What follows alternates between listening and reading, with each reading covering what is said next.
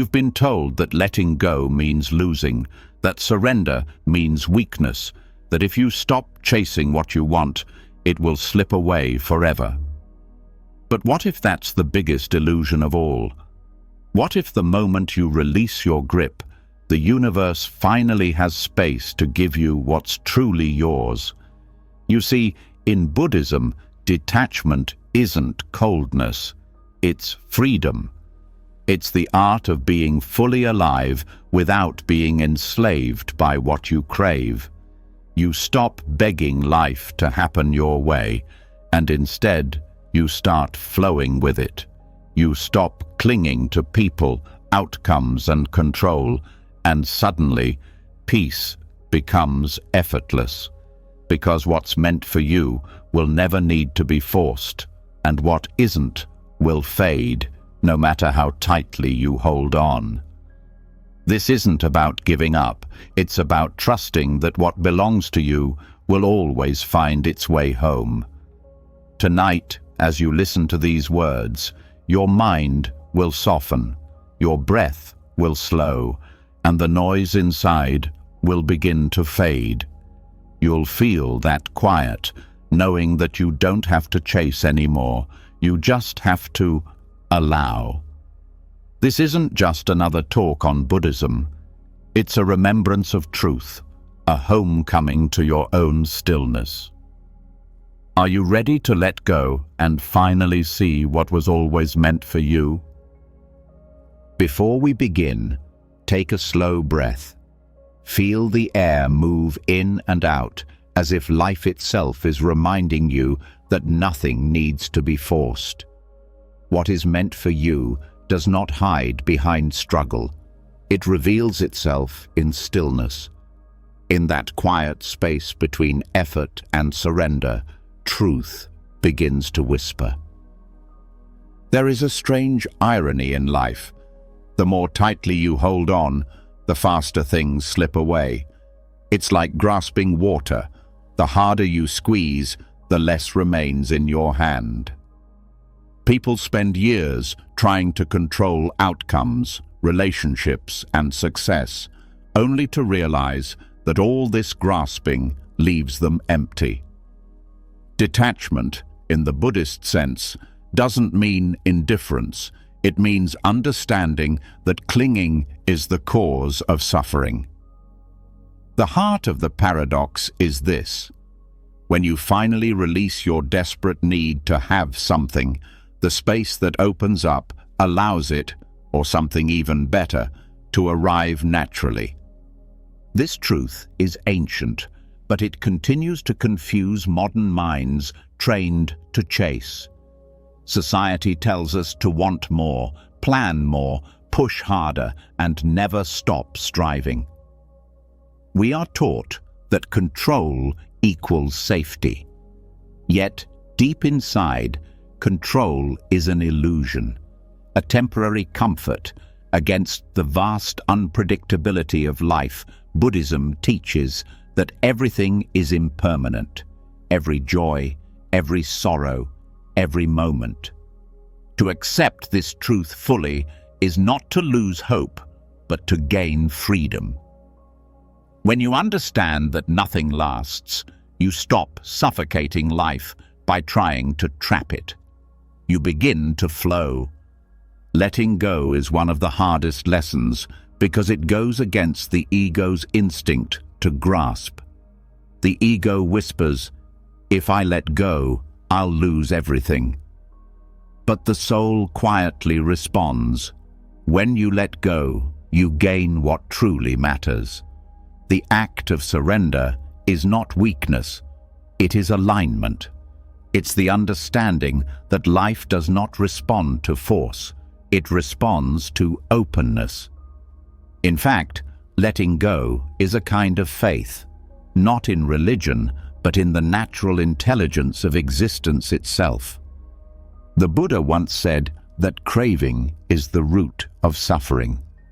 But most people misunderstand craving as only desire. Desire itself is not the problem. It's the attachment to that desire that causes pain. You can want something deeply, love, purpose, peace. But when that want turns into a need, when your happiness becomes chained to it, suffering begins. The paradox is that once you release your need, your desire becomes pure again. It is no longer tainted by fear or desperation. It becomes a quiet intention that moves with the current of life instead of fighting against it. When you let go, you don't abandon your goals, you release your obsession with how they must happen. There's a difference between intention and attachment. Intention is like planting a seed. You nurture it, water it, give it sunlight, and then allow nature to take its course. Attachment is digging up the soil every day to check if it's growing fast enough. That constant interference kills the process. The universe, like the soil, needs space to do its work. You cannot demand that flowers bloom on your schedule. Letting go is not about apathy. It's about trust. Trust that you've done your part, that what's meant for you won't miss you, and what isn't meant for you will never stay, no matter how tightly you hold it. In Buddhist philosophy, this trust is not blind. It's born from understanding cause and effect. When you act with clarity and integrity, the results unfold in their own time. Karma handles the rest. There's an old saying, "What you chase runs away from you." That's not superstition, it's psychology. When you chase, you send a message of lack. Your energy says, "I don't have it," and so you create more of not having. Detachment changes that. When you no longer chase, your energy shifts from lack to wholeness, and life mirrors that completeness back to you. That's why so many people find love when they stop looking, success when they stop forcing, peace when they stop trying to fix everything. It's not magic, it's alignment. This principle appears in every aspect of existence. When you exhale, you must release air before new breath can come in. When the tide recedes, it only does so to return again. Letting go creates rhythm. It restores balance. You cannot receive while your hands are closed. Many people pray for blessings while holding tightly to what is already decaying.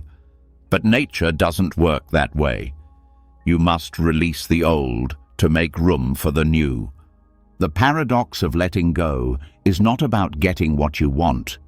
It's about realizing you never needed to grasp so hard in the first place. What is truly yours is never lost. Think of moments in your life when you finally stopped trying, when you accepted a breakup, forgave yourself, or simply surrendered to what is. Somehow, things began to flow again. That ease wasn't coincidence. It was the natural rhythm of detachment doing its quiet work. Buddhist detachment is not the rejection of life, but full participation without fear. You still feel deeply, but you no longer drown in emotions. You still care, but you don't collapse when things change. You love without possession, act without expectation, and live without resistance. That is freedom. To walk through life open, not clinging to every passing thing as if your existence depends on it. When you cling, you distort reality. You start to see people and situations not as they are, but as you want them to be. This blindness leads to suffering because you fight against truth. Letting go restores vision. You begin to see things clearly without the fog of desire or fear. That clarity doesn't just bring peace, it brings wisdom.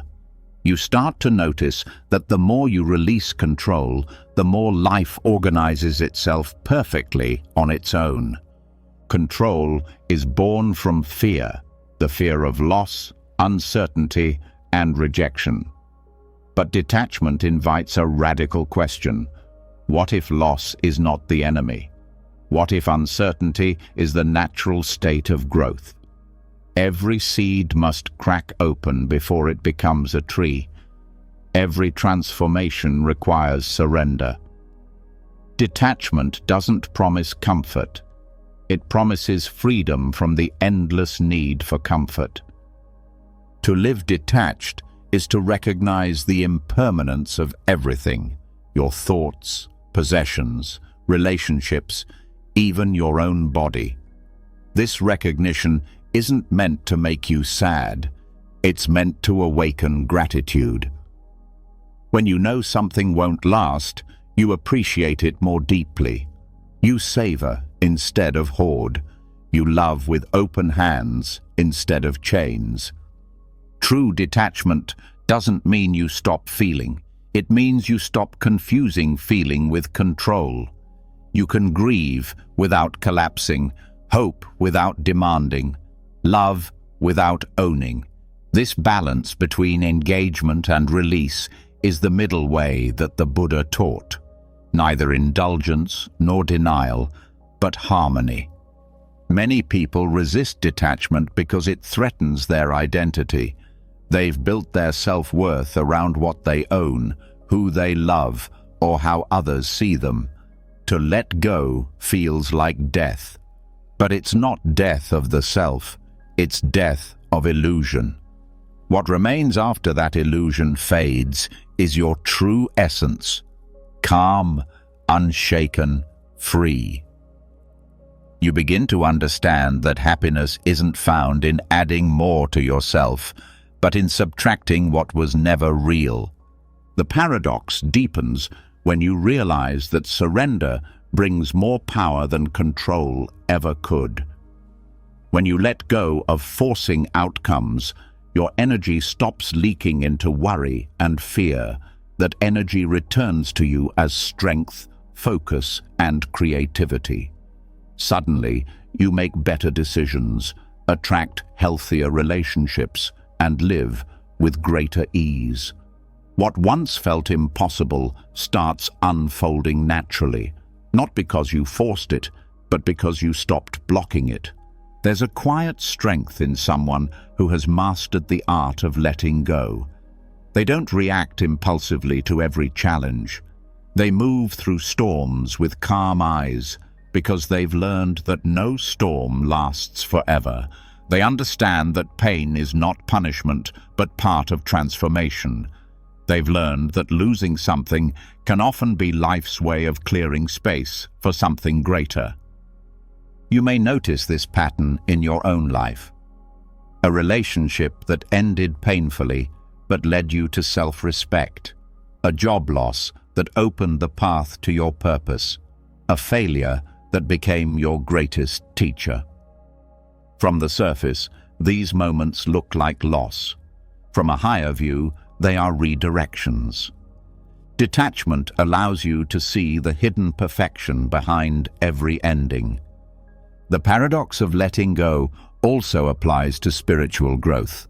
Many seekers chase enlightenment like a prize to be won. They meditate to achieve peace, but the act of trying so hard becomes another form of attachment. True awakening happens when you stop seeking it, when you sit, breathe, and allow life to reveal itself as it already is. Enlightenment isn't something you find, it's something you stop resisting. When you truly let go, you stop asking, "Why is this happening to me?" and begin to ask, "What is this teaching me?"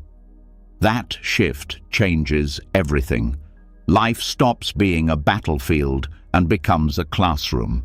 You stop fearing the unknown and start trusting it. You see every delay, every rejection, every disappointment, not as failure but as divine choreography, timing that protects you, shapes you, and prepares you. This is the essence of detachment, not withdrawal, but alignment with truth. When you understand this, You no longer need to prove yourself, control others, or manipulate outcomes. You become rooted in something deeper than external success, a peace that cannot be taken away. The world still moves around you, but you remain steady, like the center of a spinning wheel. In the end, letting go isn't about losing. It's about remembering that you were never missing anything. You are not a beggar waiting for life to hand you scraps of happiness. You are the source of it. When you stop clinging, the walls you built around your heart collapse, and love flows in effortlessly. Not the needy love that fears loss, but the quiet love that exists simply because you do. So, when you release what you once chased, you don't lose your dreams. You purify them. You stop chasing shadows and start receiving truth. You understand that what's meant for you will always move toward you, and what isn't will fall away, no matter how hard you try to keep it. That realization doesn't make you passive. It makes you peaceful. It turns every moment into an act of trust. The paradox of letting go to receive is not a mystery to solve, but a rhythm to live by. You let go not to get, but to be free. And in that freedom, everything that's meant for you, love, purpose, peace, begins to move quietly in your direction, because the universe doesn't respond to force, it responds to flow.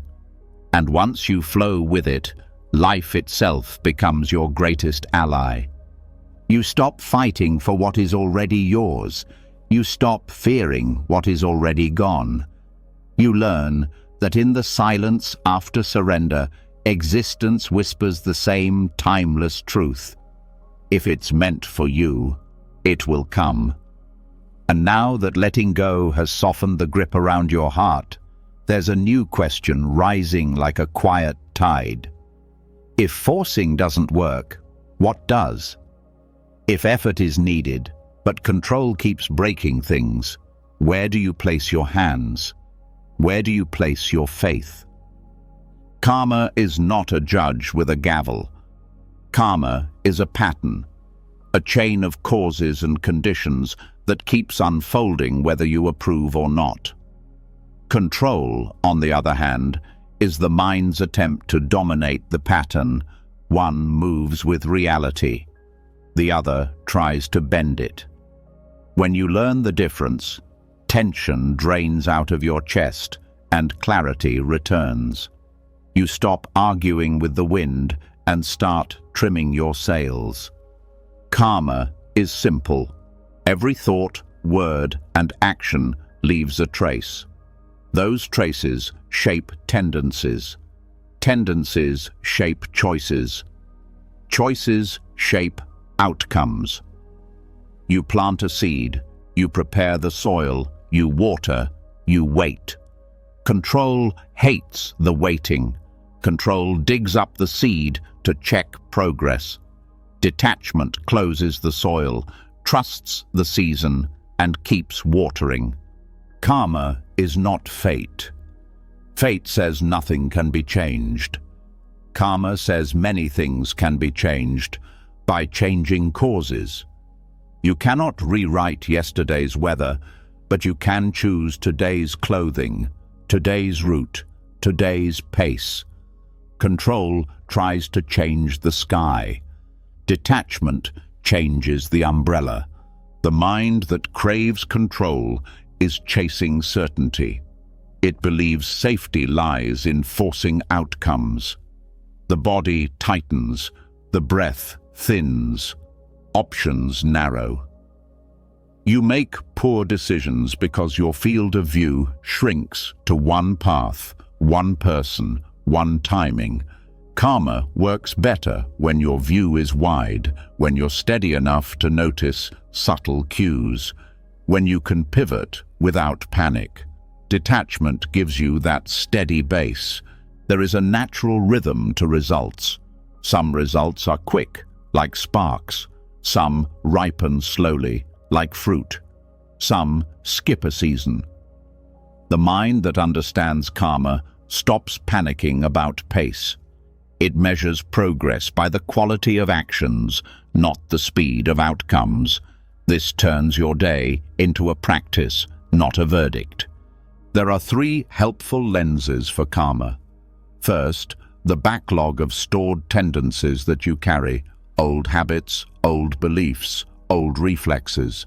Second, the momentum already rolling through your life, current relationships, current commitments, current health.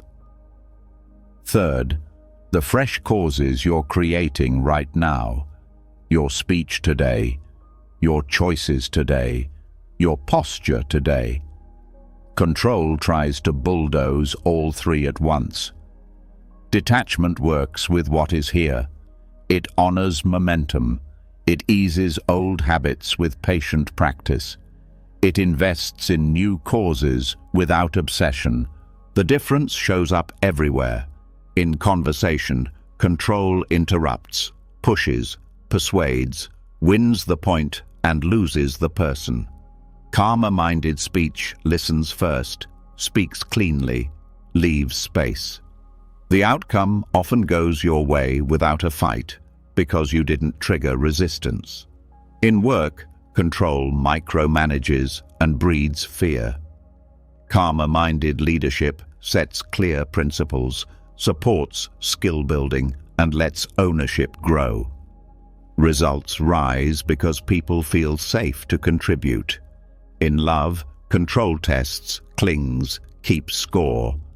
Karma-minded love shows up consistently, speaks honestly, and allows freedom. Trust grows because it is not strangled. Detachment is not neutral, it is deeply ethical. If karma is cause and effect, then clean causes matter. Your intentions matter. Your tone matters. Your follow-through matters. When you align intention, speech, and action, your life stops leaking power. You stop planting weeds and then wondering why the garden hurts your feet. Control is impatient. It tries to harvest before roots are set. That rush creates fracture lines that later become crises. Detachment protects roots. It respects timing. It lets the foundation cure. You become the person who is always lucky because you rarely collapse under your own weight. People often confuse surrender with passivity, but detachment is active. It is the most disciplined form of action. Clear aim, wholehearted effort, clean release. Archers know this. You draw the bow with skill. You align the body. You breathe. You release. After the release, grabbing the arrow in the air is impossible and foolish. The shot is already flying. Your job is the form, not the flight. This approach heals anxiety. Anxiety over outcomes is a byproduct of ignoring the part of reality you do not control. Once you separate spheres, my action versus the world's response, your nervous system stops trying to hold the sky. You can feel the ground again. That feeling is strength. It helps to map your day into 3 baskets. Basket 1, character. Basket 2, craft. Basket 3, conditions. Character is yours. Honesty, patience, courage. Craft is yours. Skills, preparation, attention to detail. Conditions are not yours. Traffic, weather, moods of others, market swings. If you pour your energy into character and craft, conditions often line up well enough. When they don't, you're still whole. That's the hidden wealth of detachment. Even bad days can't bankrupt you. Karma is precise. It does not miss. It may be slow, but it is exact. That is why shortcuts backfire. Cutting corners feels smart in the moment. Later, the bill arrives. Debt in trust, debt in health, debt in self-respect. Clean causes ask more up front and spare you tenfold later. Detachment chooses the longer arc because it knows the ledger never loses track. There is a quiet art to not interfering with another person's lesson. Control tries to fix, rescue, convince. Detachment asks, what is truly helpful here? Sometimes the most helpful act is presence, not repair. Sometimes it is a boundary, not advice. Karma unfolds for others too. You can support without stealing their opportunity to grow. Compassion with boundaries is clean karma. Pity without boundaries traps both of you. Timing is a teacher. You may sow well and still wait. The waiting is not punishment. The waiting is polishing. It sandpapers your pride, your fear, your impatience, until your hands can hold what you asked for. Many lose their gifts, not because they were unworthy, but because their grip was still clumsy. Detachment refines the grip while life readies the gift. The mind addicted to control lives in constant negotiation with reality. I'll relax when this happens. I'll be kind when they change. I'll be grateful when I get there. Karma doesn't respond to ultimatums. Karma responds to the quality of your cause now, gratitude now, kindness now, effort now. You live as the person you want to be before the world confirms it.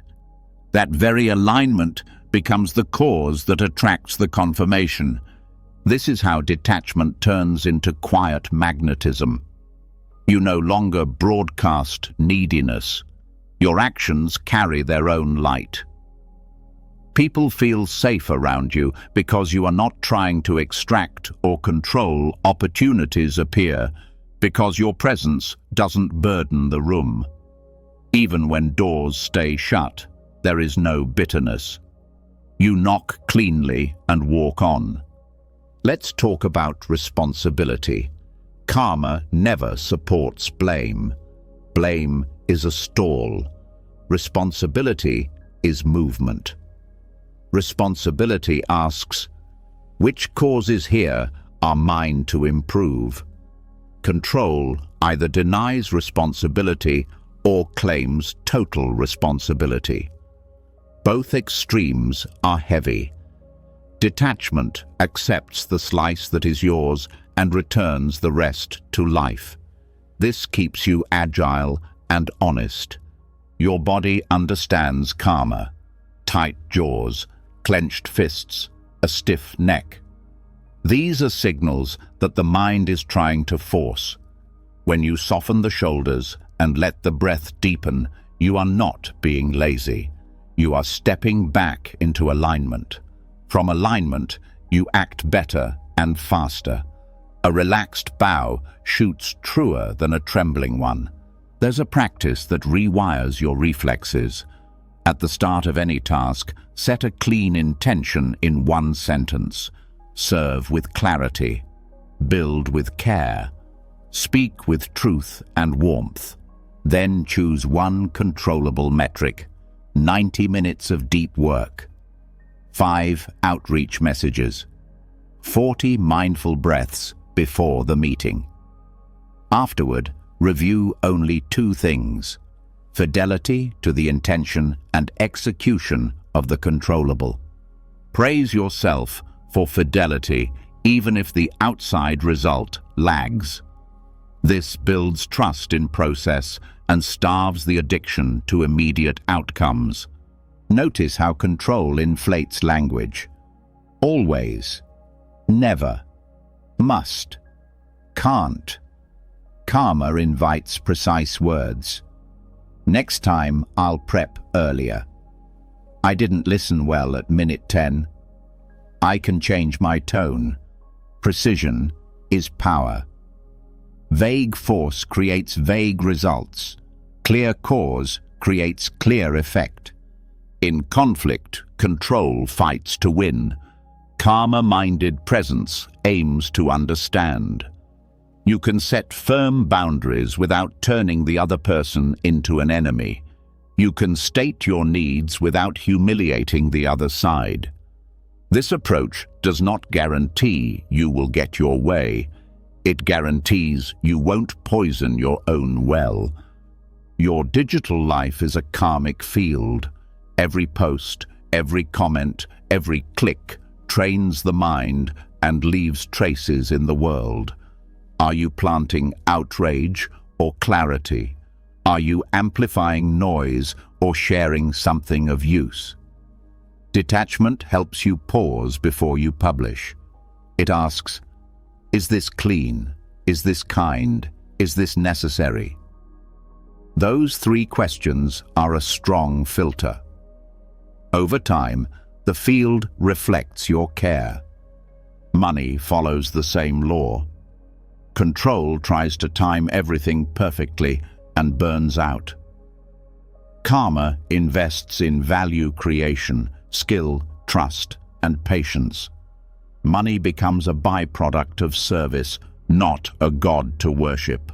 You still plan, you still budget, but you stop making financial decisions from fear. Fear plants scarcity. Scarcity grows thorns. Health is cause and effect in slow motion. Control chases hacks. Karma builds daily rhythms. Sleep that honors the nervous system. Food that stabilizes mood. Movement that supports joints and heart. Kind inner speech that prevents stress from compounding. You cannot control every diagnosis. You can shape the conditions that make vitality more likely. Detachment turns care into devotion rather than panic. Ambition can live inside detachment. You can want to build big things without being enslaved by them. The shift is simple. Pursue mastery over status, substance over image, contribution over applause. Status is fragile karma. It depends on others. Mastery is sturdy karma. It depends on practice. When applause comes, bow to it and return to work. When it doesn't, bow anyway and return to work. Your craft is your practice. There is also collective karma. The systems we live in carry patterns. Detachment does not ignore injustice. It refuses to meet injustice with blindness or hatred. It organizes. It speaks. It acts with courage and care. It refuses to become what it fights. Clean means matter here too. Truthful messaging, non-exploitative tactics, long-term solutions. Control wants instant victory. Karma builds durable change. Parents feel this dance every day. You can't control who your child becomes. You can shape the home field. Your consistency, your example, your boundaries, your repairs after you fail. These are causes. When your child stumbles, meet them with presence and clarity, not domination. The world will shape them. You help them build a center that can withstand the shaping. Creativity thrives under karma and dies under control. Forced inspiration dries the well. Steady inputs fill it. Reading, listening, walking, silence, play. Show up at the desk. Do the hours. Let the work ripen when it's ready. Detachment prevents you from killing ideas by demanding that they be brilliant on day one. Early drafts are allowed to be clumsy. Clumsy is a cause. There's a subtle trap, the ego that boasts of being beyond control. That too is control in disguise. It is identity management, performing detachment to appear enlightened. Real detachment doesn't need an audience. It's quiet. It shows in how you treat people who can't help you. It shows in how you handle delays. It shows in how you apologize. Time itself is karmic. How you spend it shapes the person you become. 10 minutes of resentment daily is not small. 10 minutes of gratitude daily is not small. The slope of your day decides the landscape of your year. Control fantasizes about massive leaps. Karma trusts steady gradients. You wake up 6 months later and realize your interior weather is warmer. Let's address pain. Pain will come. Control says pain should not exist and then adds resistance on top, creating suffering. Detachment says pain exists. Let's meet it cleanly. You breathe into the tightness. You drop blame. You ask for help when help is wise. You do not use pain to craft a dramatic identity. You use it as material for compassion. Later, your presence can hold others because you learned how to hold yourself. Decision-making becomes gentle under this view. You gather facts. You test small. You consult wise people. You scan for fear-based urgency. You choose. Then you let the choice play out long enough to see real feedback. No obsessive second-guessing. No torturing yourself for not being psychic. You adjust when reality offers new data. This humility accelerates learning. There is a daily ritual that reinforces trust in timing. At night, note 2 things: a cause you planted and a gift you received without forcing. The cause might be a difficult truth you spoke. The gift might be a call that came at the right hour. Over weeks, you witness the quiet network between sowing and receiving. Skepticism softens. Faith, the grounded kind, grows. Words matter. I control becomes I steward. I demand becomes I request. I deserve becomes I align. Why me becomes what now. This is not semantics. Language sets posture. Posture sets action. Action sets karma. In relationships, ask a sharper question than, how do I keep them? Ask, how do I keep being someone I respect in this relationship? When you center your own conduct, you stop bargaining with your dignity. Paradoxically, that dignity is attractive, but even when it is not rewarded, you keep your soul. Resentment is a sticky karma. It clings to the insides and fogs your view. The cure is not forced positivity. The cure is clean processing. Feel the sting, name the boundary that was crossed, claim your next right action, and let the rest go. If you must stay, stay with standards. If you must leave, leave without vandalism. This preserves your future options. You will meet yourself again down the road. Leave you a good gift. When fear spikes, remember this. Control is a bodyguard with no training. Loud, frantic, ineffective. Detachment is the quiet guardian who knows the exits, watches the room, and intervenes only when necessary. You can feel the difference. One drains you, the other steadies you. Spiritual practice sharpens your sensitivity to causes. Silence reveals the tone of your inner speech. Breath reveals where you brace. Kindness reveals where you hoard. Service reveals where you hold back. Over time, your system prefers clean causes because they feel good right away, regardless of the outcome's timing. That preference is freedom. You are not powerless. You are powerful in a better way. Not the power to dominate others, but the power to self-govern. To set right causes even in a crooked world, to keep your word when no one is watching. To be gentle without being weak. To be firm without being cruel. That power compounds. When good things arrive, detachment keeps you humble.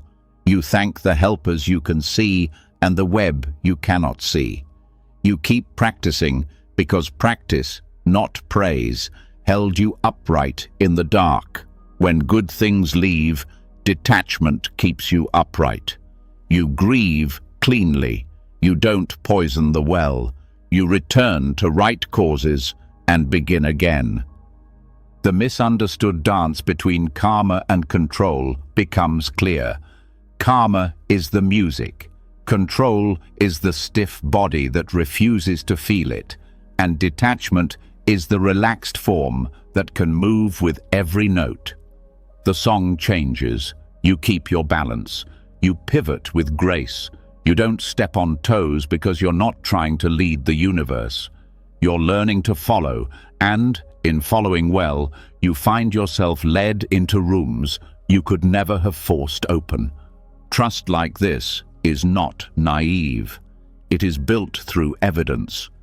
You have already lived days where forcing failed and letting go revealed a better path. You have already seen apologies heal what arguments could not. You have already felt the lightness after telling the truth. Collect these moments. Let them train your nervous system to lean toward clean causes and away from frantic gripping.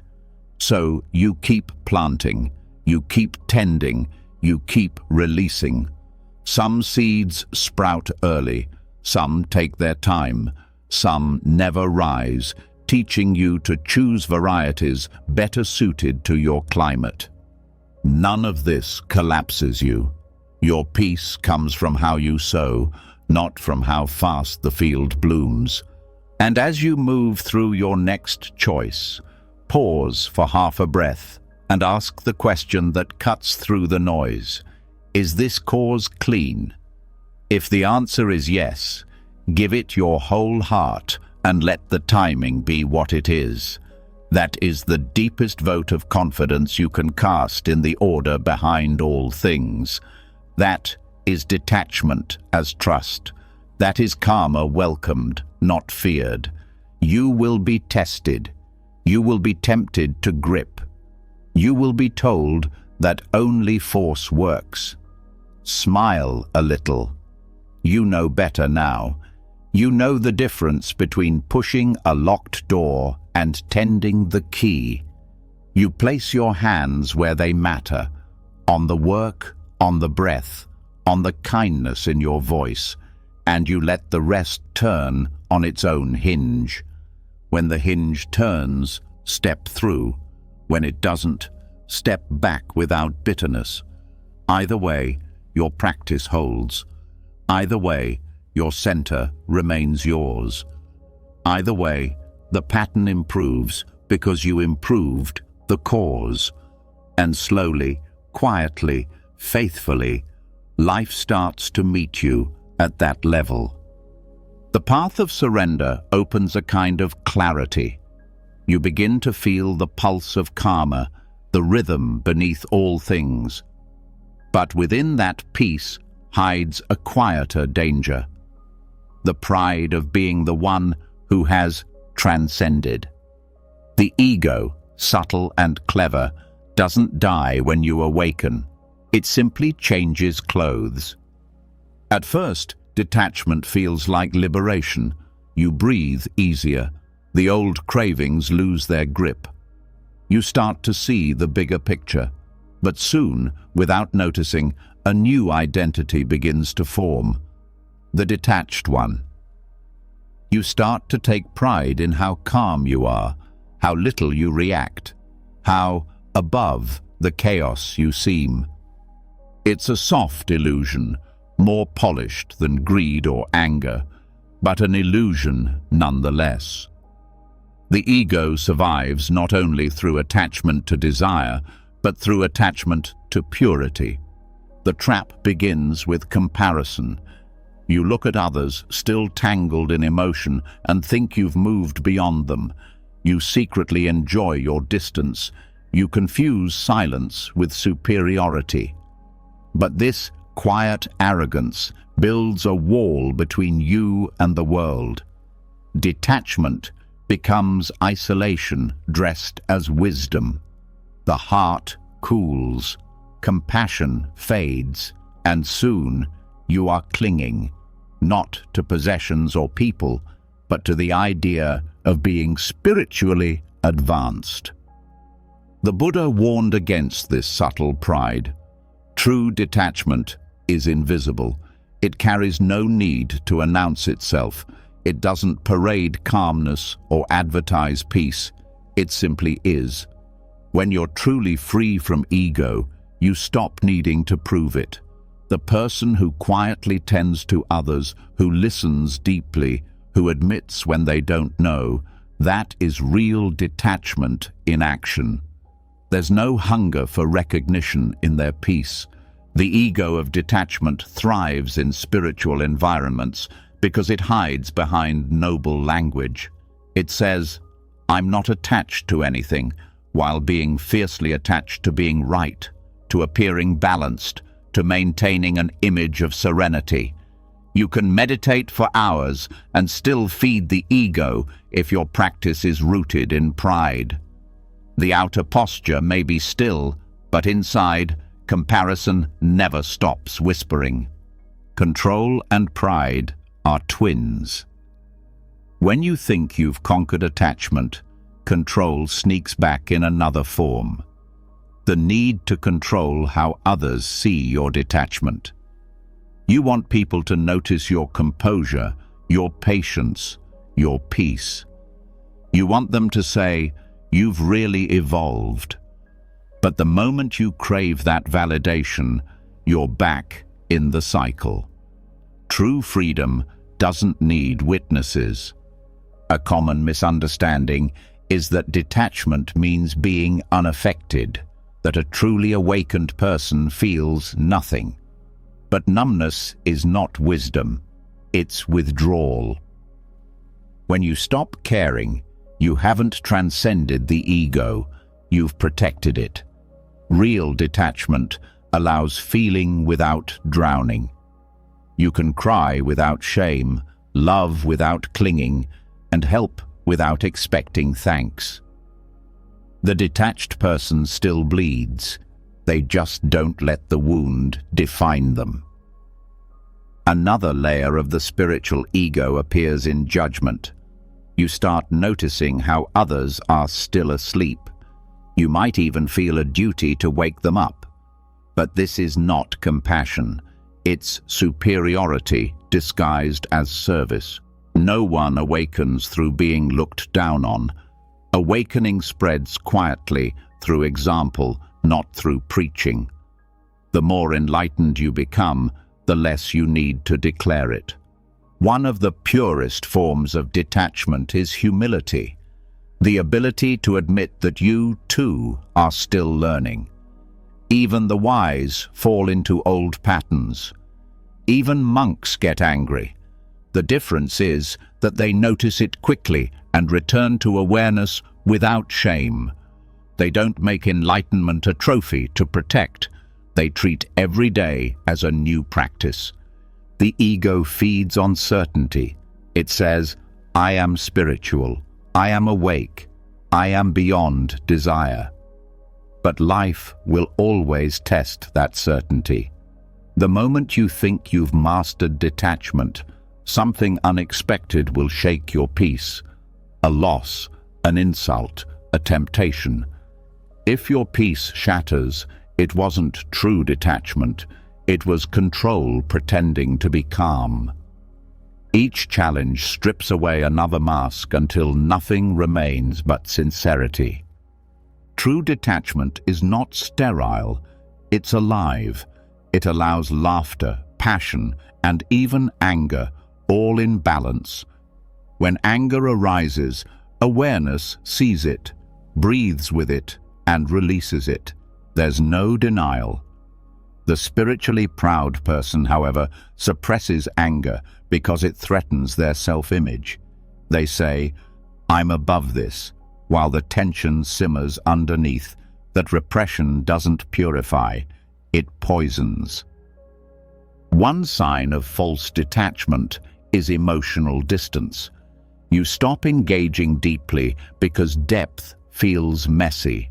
You avoid love because it makes you vulnerable. You avoid commitment because it feels like a trap. But detachment isn't avoidance. It's presence without possession.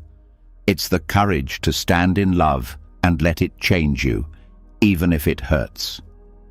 The detached heart is not cold. It's vast. It can hold joy and pain at once without collapsing. In the modern world, the ego of detachment often takes intellectual form. People read philosophy, quote the Buddha, and use spiritual language to avoid real confrontation with pain. They analyze emotions instead of feeling them. They use wisdom to stay safe rather than to grow. It's a sophisticated form of denial, polished, articulate, and deeply convincing. But the heart knows the difference between insight and avoidance. The only way to expose the ego of detachment is through self-honesty. You must ask, am I being still because I'm wise, or because I'm afraid? Am I being silent because it's kind, or because I want to appear enlightened? These questions are uncomfortable, but they cut through the fog. Self-honesty breaks the ego's disguise because it doesn't allow performance. You cannot pretend awareness. You either have it or you don't. The path of Buddhism was never meant to create distant observers. It was meant to awaken compassionate participants, people who act without attachment to results, but still act. Detachment without compassion is imbalance. It becomes spiritual indifference, a way of escaping responsibility while pretending it's wisdom. True detachment expands the heart. False detachment contracts it. The test of real detachment is how you respond to suffering, your own and others. When someone comes to you in pain, do you retreat behind concepts, saying, "Everything is impermanent"? Or do you listen, hold space, and let your presence comfort them? Quoting truth is easy. Embodying it is rare. The detached ego hides behind doctrine. The detached heart meets the moment. In ancient texts, the Buddha spoke about the poison of conceit, the belief that one has arrived. He warned that this conceit can hide even in the robes of monks, even in the hearts of scholars.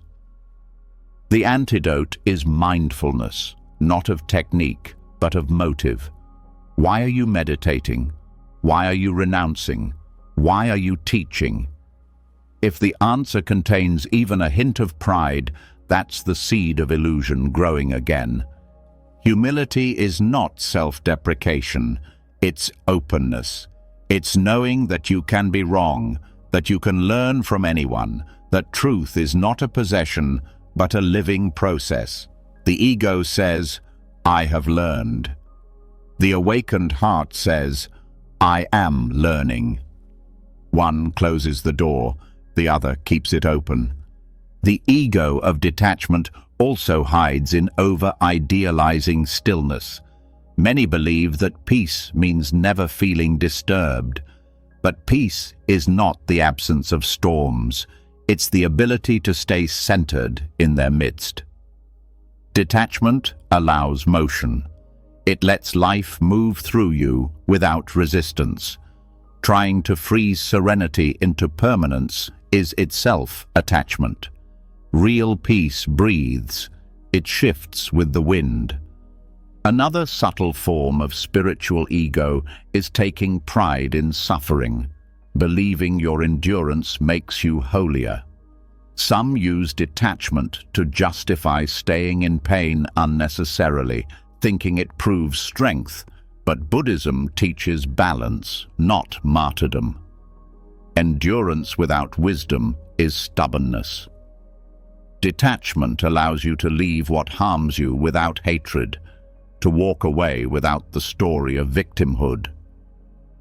False detachment rejects desire entirely, but authentic practice refines it. Desire can be sacred when directed toward truth, growth, or service. Suppressing all desire leads to stagnation. The ego loves extremes, either indulgence or total denial. The middle path is harder because it requires awareness, not rules. Awareness discerns which desires uplift and which destroy. Ego loves the comfort of absolutes. Detachment lives in the nuance of balance. When you truly transcend egoic detachment, you stop labeling experiences as spiritual or unspiritual. Washing dishes, helping a friend, resting, working, all become equal expressions of awareness. The enlightened mind doesn't separate sacred from ordinary. It sees divinity in both silence and noise. The person still trapped in spiritual ego treats meditation as holy and daily life as distraction. But real wisdom merges both until every act becomes meditation. Detachment without humility often results in loneliness. You start believing no one understands you, that others are too attached. This isolation is not enlightenment. It's the ego protecting its identity. Genuine peace connects. It finds unity in diversity. It doesn't build walls, it dissolves them. The enlightened heart sees itself in everyone, even those still caught in illusion. Awareness must always lead to kindness. Otherwise, it hardens into intellect. You can understand impermanence deeply and still speak harshly, still disregard another's pain. That's when you know ego has taken over again. Knowledge without compassion is incomplete. The detached ego seeks superiority through wisdom. The detached heart seeks connection through understanding. As your awareness grows, so must your humility. The higher the mountain, the deeper the roots. The more insight you gain, the softer you become. The ego wants enlightenment to be a crown. The soul knows it's a surrender. When you reach a state of true detachment, you don't feel special. You feel ordinary, and in that ordinariness, sacredness shines. Letting go of the ego of detachment requires returning to the basics: presence, compassion, honesty. It means remembering that even detachment is just another tool, not the destination. The Buddha didn't preach detachment as the end. He used it to point toward liberation from suffering. When you cling to detachment, you've already lost its essence. There is also the trap of defining yourself as non-reactive. You begin to suppress emotion to maintain an image of control. You say, "Nothing bothers me." But inside, unresolved feelings turn into quiet numbness. This numbness feels peaceful at first, but eventually turns into distance from your own humanity. Detachment should expand your sensitivity, not dull it. Feeling deeply and responding wisely. That is the balance. The ego can even turn humility into performance. You start performing modesty so others notice your modesty. You speak softly, you use spiritual words, but beneath it, there's a quiet hunger for approval. You want to be known as the calm one, the wise one, the kind one. It's still ego, just dressed in better clothes. The real humility is invisible. It doesn't need recognition because it no longer builds identity from image. Freedom from the ego of detachment comes when you stop labeling yourself altogether. You stop saying, "I am spiritual, I am detached, I am awakened." You simply live truthfully. You laugh when it's funny, cry when it's sad, help when it's needed, and let go when it's time. You act not because it makes you appear wise, but because it's natural. Detachment is no longer something you perform. It's something that simply happens through you. When this understanding dawns, compassion returns in full force. You see that everyone is walking the same path, each stumbling in their own way. You no longer look down on anyone because you see your own past illusions reflected in them. Judgment fades, replaced by quiet empathy. You stop teaching through words and start teaching through example, by being at peace in the midst of imperfection. In the end, even detachment must be let go of. Holding on to the idea of being unattached becomes another attachment. The final surrender is realizing that there's nothing to protect, nothing to prove, and nothing to achieve. What remains is simple presence, alive, awake, and free from labels. The paradox is that once you stop trying to be detached, you finally are. So, the next time you find yourself taking pride in your calmness, pause. The moment you think, "I've mastered this," humility is calling you back. Let that thought dissolve. Return to awareness without commentary. Return to being a student of life, not a master of it. In that return, the ego's grip weakens, and real detachment, the kind that doesn't need a name, begins to breathe again.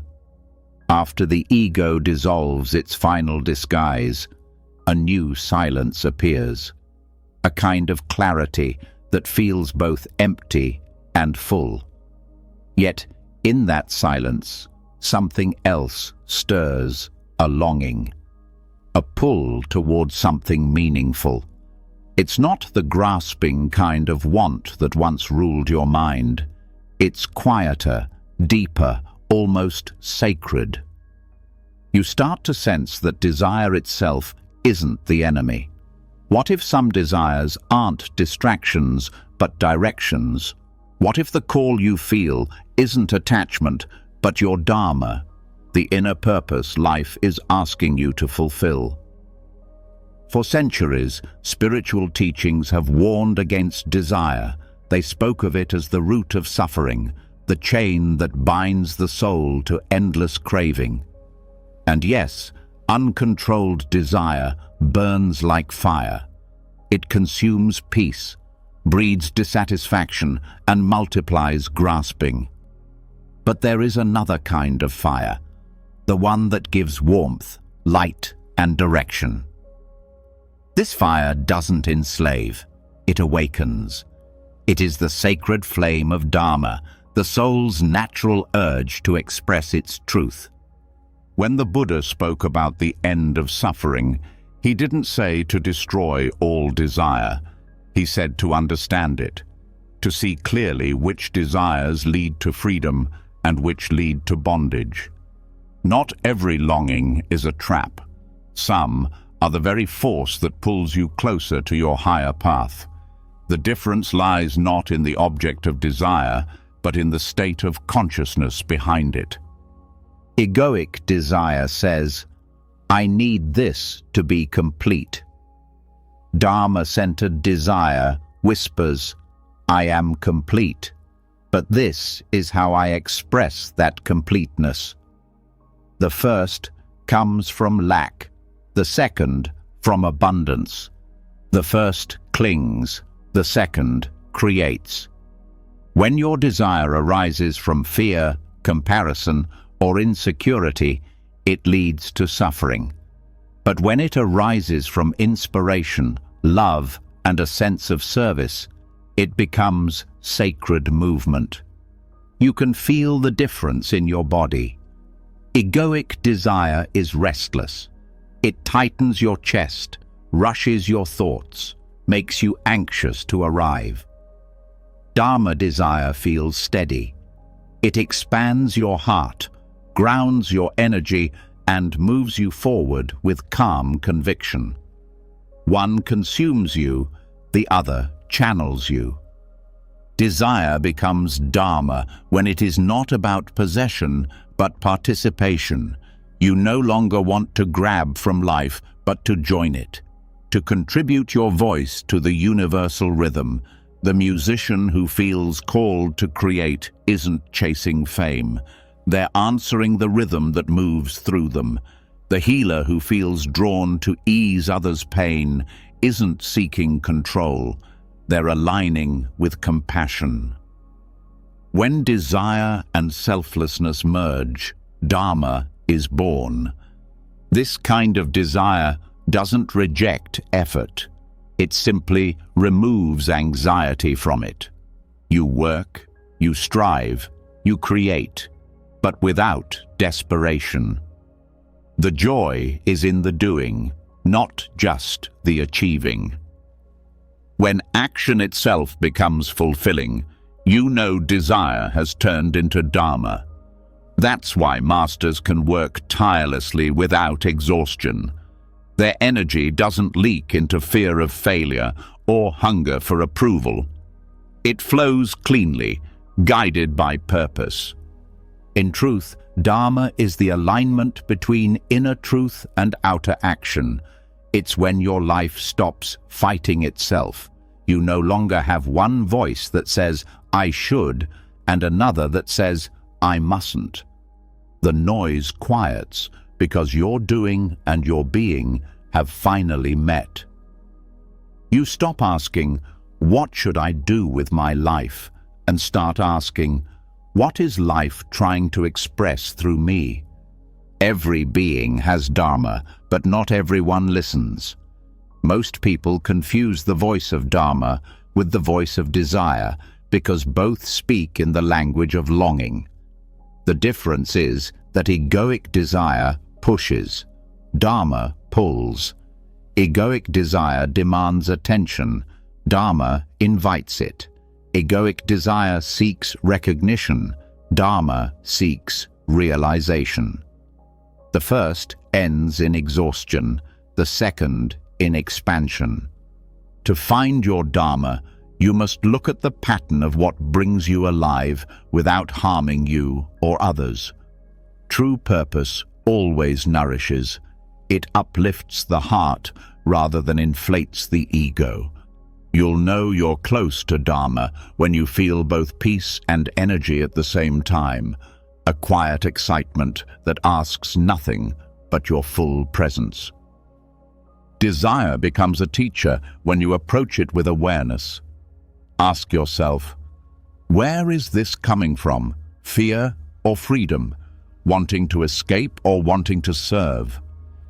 Every craving can reveal something deeper if you trace it to its root. For example, the desire for wealth might hide a longing for safety or contribution.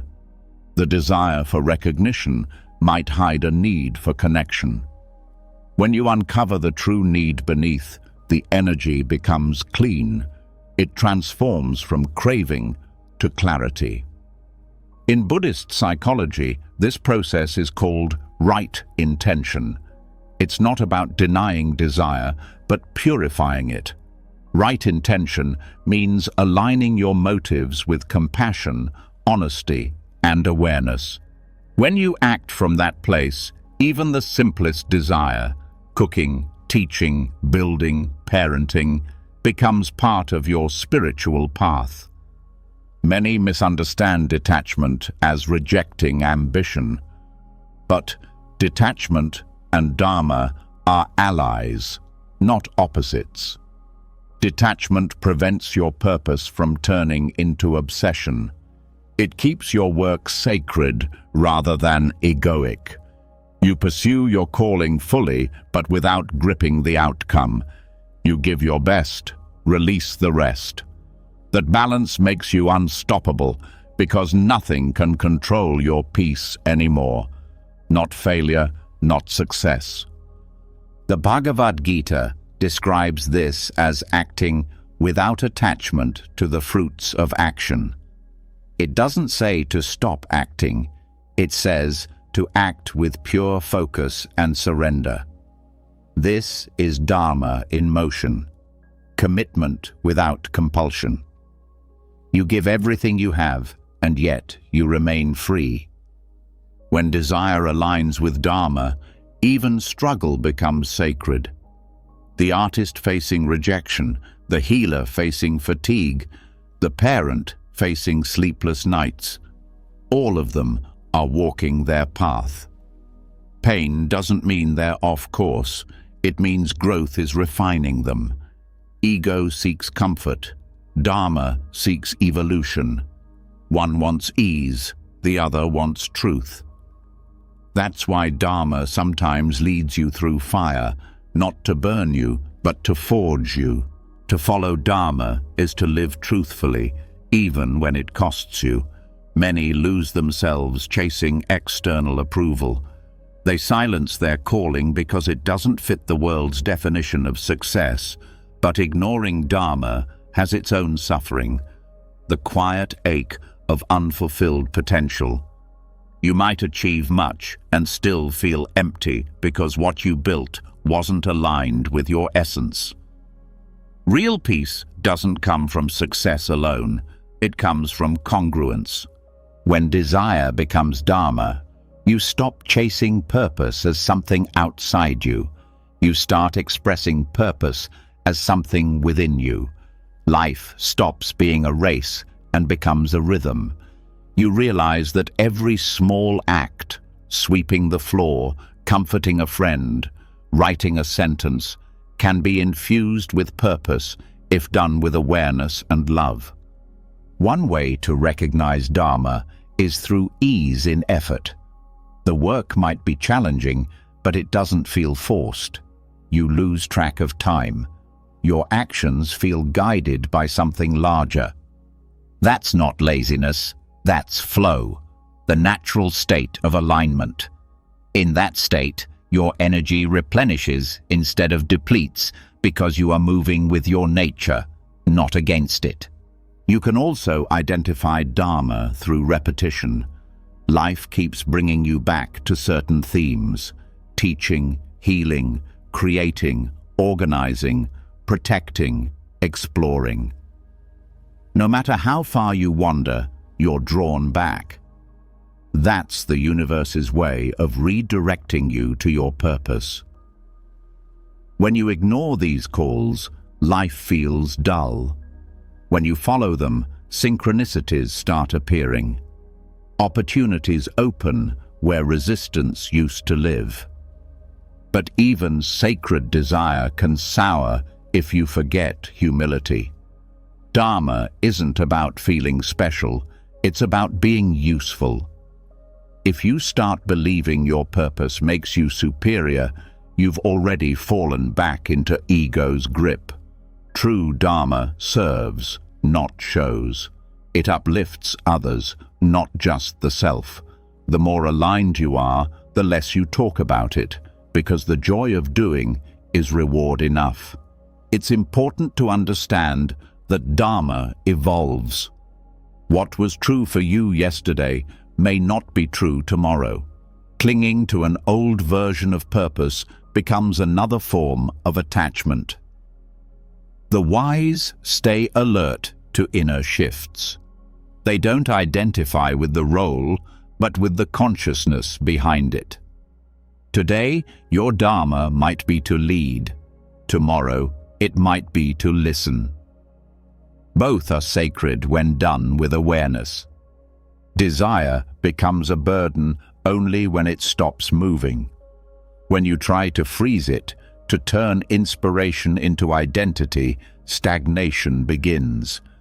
The artist who clings to their style, the teacher who refuses to learn, the lover who fears change, all suffer because they mistake expression for essence. Dharma lives in motion. It breathes, adapts, evolves. To stay aligned, keep returning to the present moment. Ask yourself daily, what wants to be expressed through me now? Not what made sense last year, not what earns applause today, but what feels true now. Dharma is not a fixed job description. It's a living dialogue between you and existence.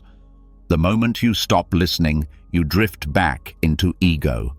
There's also a profound truth hidden in service.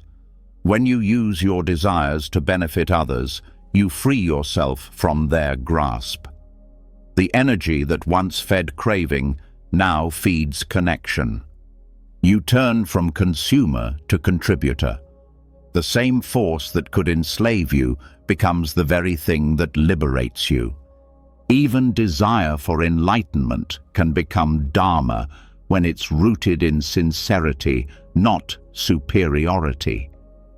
When you seek awakening, not to escape life, but to serve it better, your practice becomes pure. You're no longer chasing an identity of being spiritual. You're simply aligning with truth, because truth heals. One of the great paradoxes of Dharma is that fulfillment comes not from getting what you want, but from becoming what you're meant to be. When that transformation happens, external rewards may or may not follow, but it no longer matters. You feel whole regardless of outcomes. You understand that meaning isn't given by the world, it's generated from within. There's a quiet contentment that arises when desire matures into Dharma. You no longer wake up dreading the day or grasping for purpose. You rise with a kind of gratitude that doesn't need explanation. You know your place in the web of life, not above it, not below it, but within it. Every action, no matter how small, becomes sacred participation in the unfolding of existence. This state doesn't mean life becomes easy. It means struggle gains meaning. Challenges turn into teachers. Even setbacks refine purpose instead of erasing it. You start to see that every closed door pushes you toward a truer path. The universe stops feeling random because you're aligned with its rhythm. When desire becomes Dharma, you don't suppress longing. You sanctify it. You let it guide you towards service, creativity, and awakening. You stop running from desire as if it's poison, and you stop worshipping it as if it's God. You hold it gently, listen deeply, and act wisely. That balance is where freedom lives. And when you live this way, detachment no longer means rejection of the world. It means moving through it with a clear heart. You can want things without worshipping them. You can act passionately without losing peace. You can build, love, dream, and still remain free. That's the mature state of spirit. Not cold, not craving, but consciously alive. Desire was never the enemy. The misunderstanding was. The problem was never that you wanted. It was that you forgot why you wanted. Once you remember that every true desire is life's way of moving you closer to its own perfection, the struggle ends. You stop fighting yourself. you start cooperating with existence. And maybe that's the ultimate secret, that the same force that once pulled you into suffering can, when purified, pull you into enlightenment. The same fire that once burned you can now light your way home. Because when desire becomes Dharma, your life stops being about chasing fulfillment. It becomes the fulfillment itself. When desire matures into Dharma, peace begins to take root. Not because you no longer feel, but because you finally stop fighting what you feel. Up until now, the journey has been about learning to release, to align, to trust the natural rhythm of life. But even when your mind understands this, your emotions often resist. The heart still aches, the chest still tightens, and the mind still says, "Not this." Yet, this resistance, the refusal to feel what arises, is the very thing that chains us to suffering. In Buddhism, liberation isn't the absence of emotion, it's freedom from the war against emotion. The greatest misunderstanding is that enlightenment means becoming untouched by feelings. In truth, awakening means being so deeply present with every emotion that resistance dissolves completely. You don't suppress anger or sadness. You see through them. You allow them to move, to breathe, to complete their natural cycle without interference. Emotions are not your enemy. They are waves of energy designed to pass through you. They arise, peak, and fade, unless you resist them. The moment you resist, the wave freezes. What could have been a moment of sadness becomes a story of suffering. What could have been a passing fear becomes an identity. I am afraid the emotion itself doesn't trap you. Your relationship to it does. The Buddha called this process tanha, craving and aversion. Craving is clinging to pleasant emotions. Aversion is rejecting unpleasant ones. Both create bondage. You suffer when you try to prolong happiness, and you suffer when you try to escape pain. Freedom lies not in controlling emotion, but in allowing it without clinging or rejecting. It sounds simple, but it is the hardest practice of all because the human mind is addicted to control. The truth is that every emotion is neutral until thought labels it. Anger itself isn't wrong. It's energy asking to be seen. Fear isn't weakness. It's the body alerting you to attention. Grief isn't punishment. It's love trying to find space to release. When you meet emotion without judgment, it softens. When you meet it with awareness, it transforms.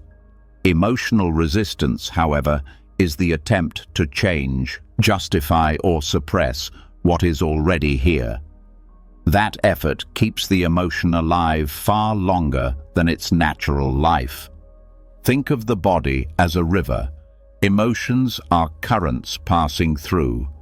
When you dam the river with resistance, the water stagnates, pressure builds, and pain accumulates.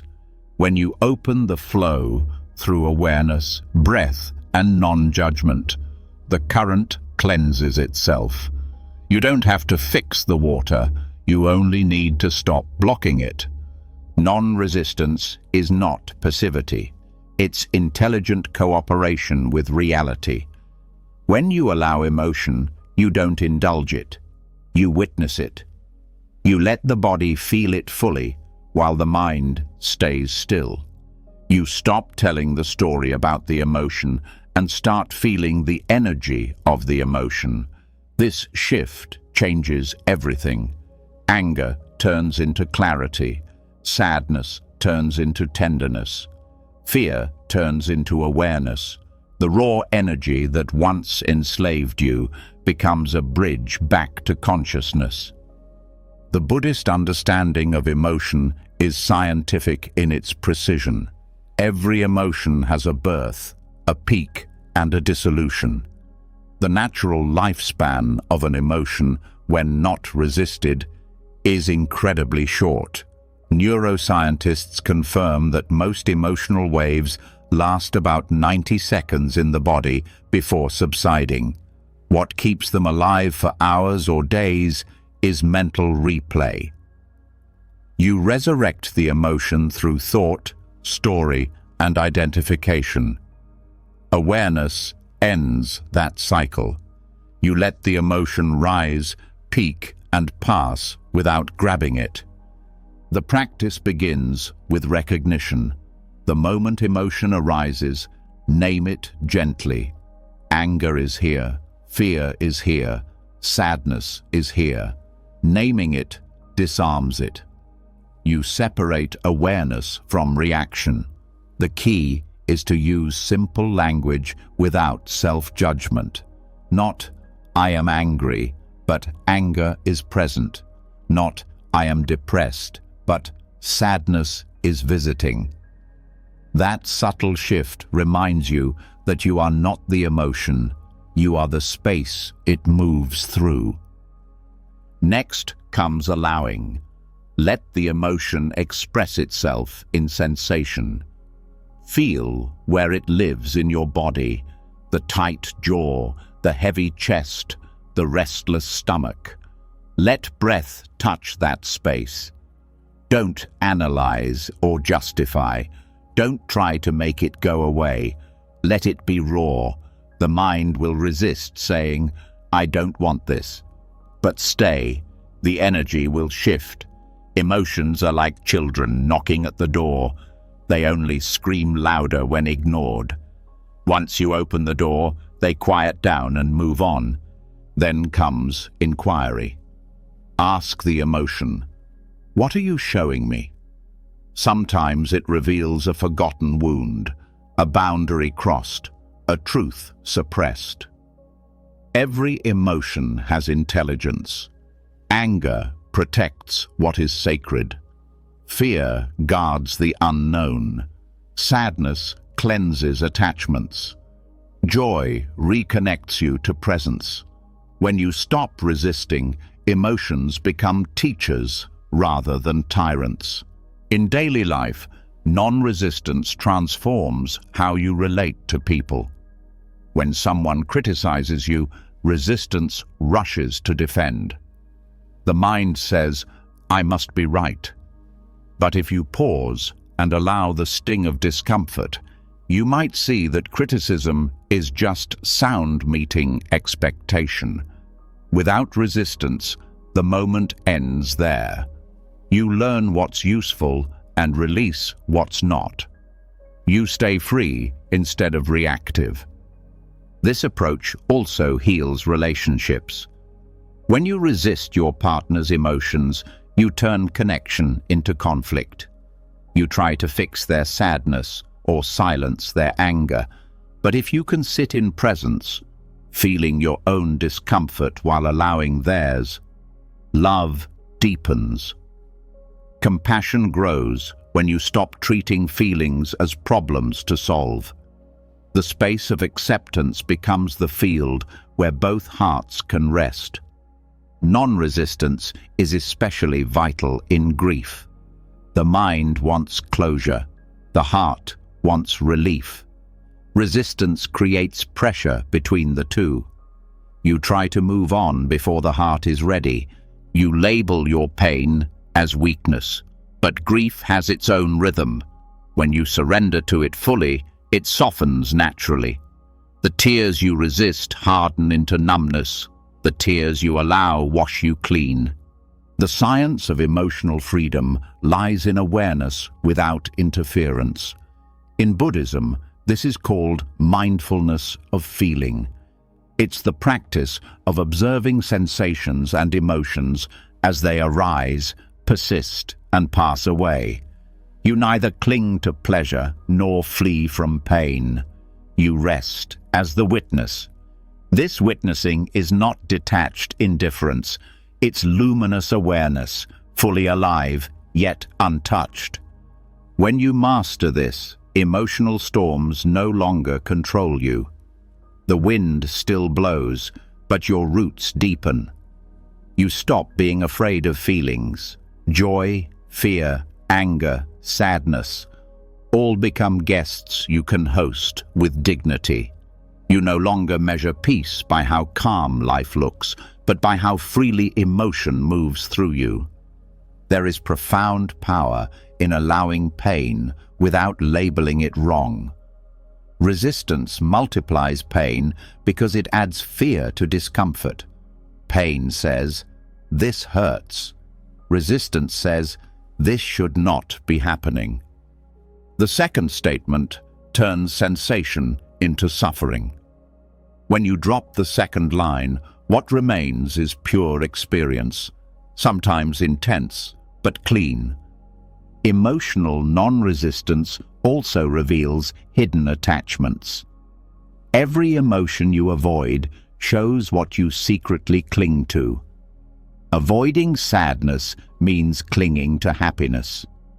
Avoiding fear means clinging to control. Avoiding anger means clinging to approval. By allowing every feeling, you break these hidden chains one by one.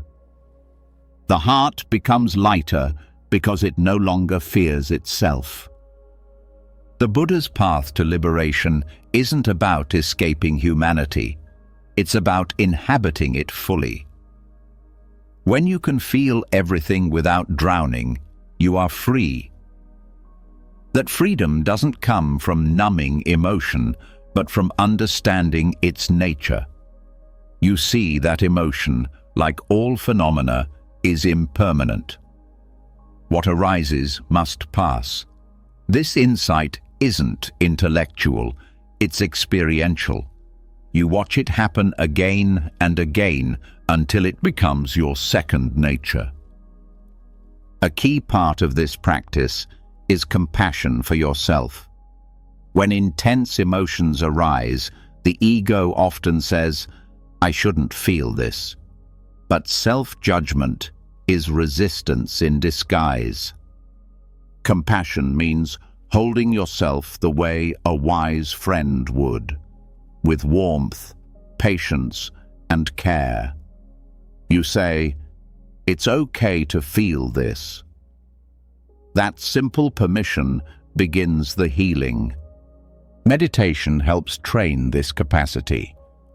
When you sit in silence, emotions surface: boredom, restlessness, anxiety. Many think meditation is about pushing them away, but real meditation is the opposite.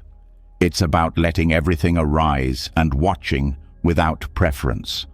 The mind may scream, "This is uncomfortable," yet awareness stays still. Over time, the body learns that no feeling is fatal. The nervous system begins to trust openness. This emotional intelligence ripples into every aspect of life. You stop needing constant distraction because stillness no longer feels threatening. You stop reacting impulsively because you can hold tension without exploding. You start responding instead of reacting. This shift marks the birth of emotional maturity, the ability to feel deeply and act wisely. One of the most liberating realizations is that emotion and awareness are not separate. Awareness is not something you apply to emotion. It is the space that emotion arises within.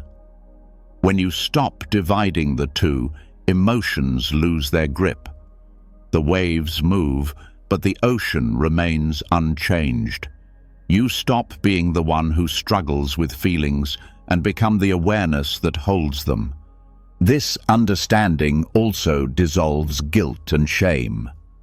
Guilt says, "I shouldn't feel angry." Shame says, "There's something wrong with me for feeling this." Awareness says, "Anger is arising.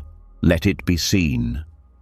In that seeing, guilt loses its voice and shame evaporates. Awareness doesn't condemn, it includes. Inclusion heals. In Buddhism, compassion, karuna, and wisdom, prajna, are inseparable. Compassion allows emotion. Wisdom understands its impermanence. Together, they create balance, the warm heart and the clear mind. Without compassion, wisdom becomes cold. Without wisdom, compassion becomes heavy. Non-resistance is their meeting point, heart open, mind clear. You might ask, if I stop resisting emotion, won't I become overwhelmed? The opposite happens. Resistance is what creates overwhelm. When you fight emotion, energy builds up. When you allow it, energy flows. Overwhelm is a sign of blockage, not abundance. Once you stop fighting, emotion moves through you like breath. You realize that peace is not the absence of intensity, but the ability to stay open through it. This practice even changes how you experience joy. Most people cling to joy, fearing its loss. That clinging turns pleasure into anxiety. But when you meet joy with the same openness as pain, it deepens. You don't try to hold it. You savor it. You know it will pass, and that very impermanence makes it sacred. Joy stops being a goal and becomes a moment of grace. The science of emotional non-resistance is really the science of life itself. Everything flows in cycles: birth, growth, decay, renewal. Resisting emotion is resisting life's movement. The more you fight, the more exhausted you become. The more you allow, the more energy returns. You discover that emotions are not interruptions to peace. They are expressions of it, waves revealing the ocean's depth. When you live this way, you become trustworthy to yourself. You no longer fear what you might feel. You can face heartbreak, failure, uncertainty, and still stay centered. That reliability is true confidence, not arrogance, but the quiet knowing that nothing inside you needs to be hidden or controlled. As you grow in this understanding, your compassion for others expands naturally. You start to see that everyone is fighting their own resistance, pushing away fear, denying sadness, numbing pain. You don't judge them, you understand them, and through your presence, you show them another way, not through advice, but through being fully there, grounded, open, real. Ultimately, emotional non-resistance is the art of becoming transparent to life. Nothing sticks because nothing is resisted. Experiences move through you, leaving wisdom instead of scars. You live lighter, breathe easier, love deeper. You begin to see that liberation was never somewhere else. It was here all along, hidden beneath the layers of what you refused to feel. And when you finally stop fighting your feelings, something extraordinary happens. The space that opens inside you, that calm, vast, luminous awareness, is not just peace. It is truth itself. The one who resists dissolves, and what remains is presence, not cold, not distant, but alive, compassionate, and free. That is the science of emotional non-resistance, not an escape from emotion, but mastery through surrender. The moment you stop pushing life away, you realize that every feeling you once feared was a messenger leading you back home. When emotional non-resistance becomes natural, life starts to flow through you with a kind of ease that feels almost weightless. But in that peace, there lies a subtle danger, a temptation to mistake stillness for indifference. Many seekers, after tasting quiet, begin to fear intensity again. They confuse calm with detachment from life itself. They pull away from emotion, from people, from passion, thinking they're protecting their peace. But what they're really doing is freezing it. The heart grows silent, yes, but it stops singing. There's a difference between peace and numbness, and understanding that difference is one of the most important lessons on the path. Equanimity, the balanced mind that Buddhism celebrates, is not about being unaffected. It's about being undisturbed while still fully alive. Apathy, on the other hand, is the death of engagement. It's the absence of care disguised as calm. Equanimity stands in the middle of fire and breathes steadily. Apathy avoids the fire altogether.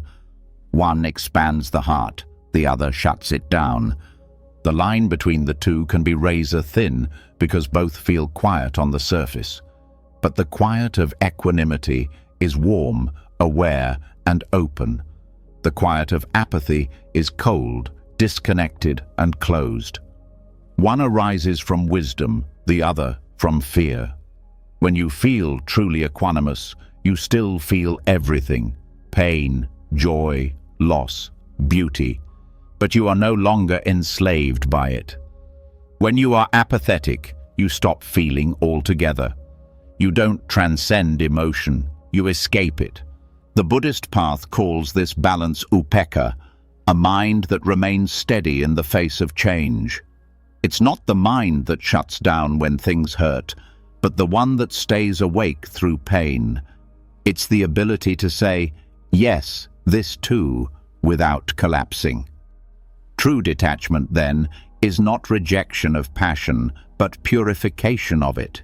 It removes the poison of craving and leaves behind the essence of love. Passion without attachment is not an oxymoron. It's a higher refinement of energy. Most people experience passion as obsession, an all-consuming drive to possess or control.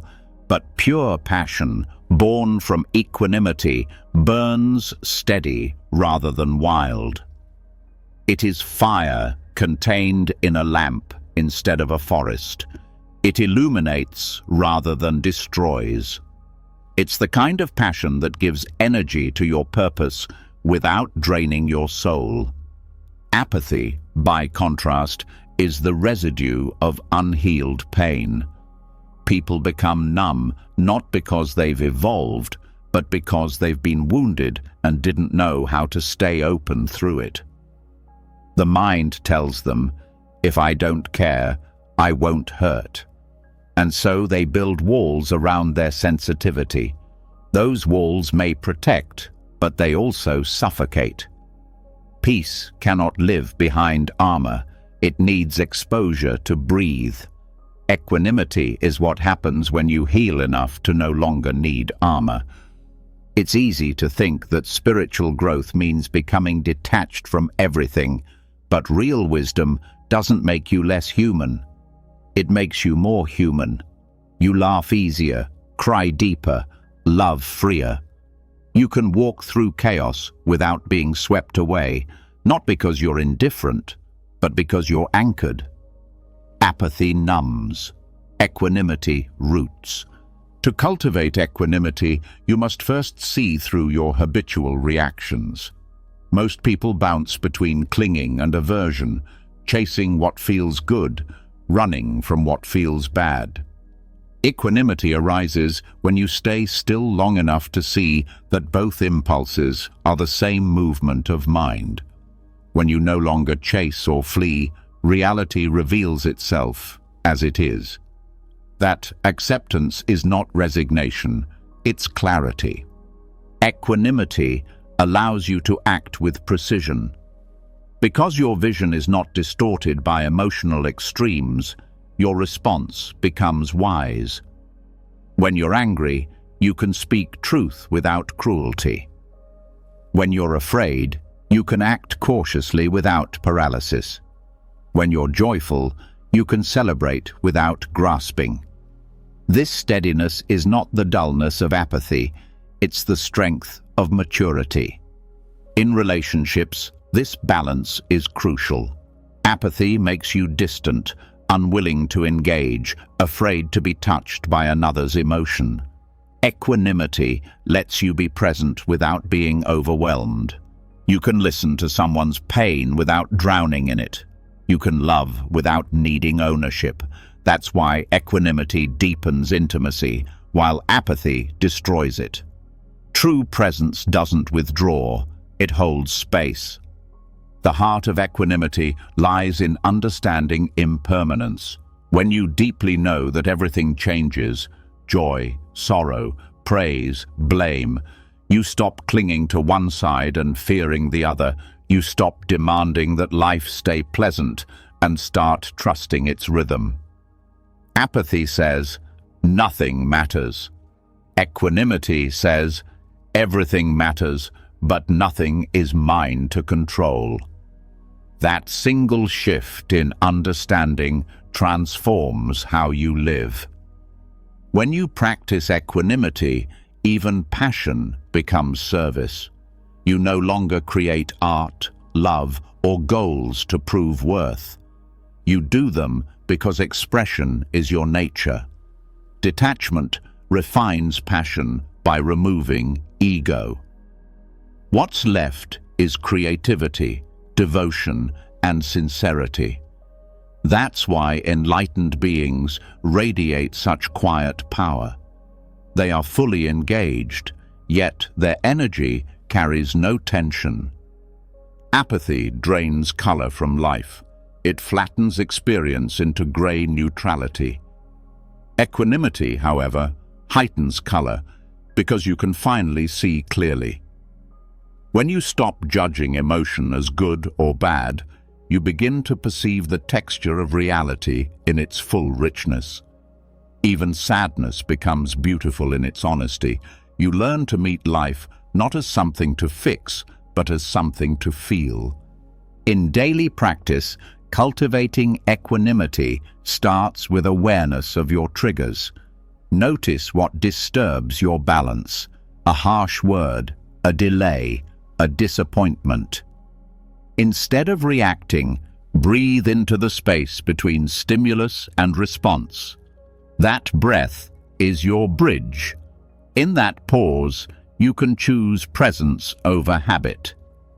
The mind quiets and a deeper intelligence takes over. Meditation trains this capacity. When thoughts and sensations arise during meditation, the goal is not to chase pleasant ones or suppress unpleasant ones. You simply observe. You allow the rise and fall, trusting that everything self-liberates when left alone. Over time, this habit extends beyond the cushion. Life itself becomes meditation, movement through change without losing center. Apathy thrives on avoidance. It feeds on the belief that feeling is weakness. But the strongest people are not those who feel less. They're those who feel fully and stay steady. Equanimity teaches emotional resilience by showing that no feeling can destroy you if you meet it consciously. Even grief becomes sacred when you allow it to flow without story. The modern world often mistakes numbness for strength. We celebrate those who stay unbothered, who appear unaffected, as if sensitivity were a flaw.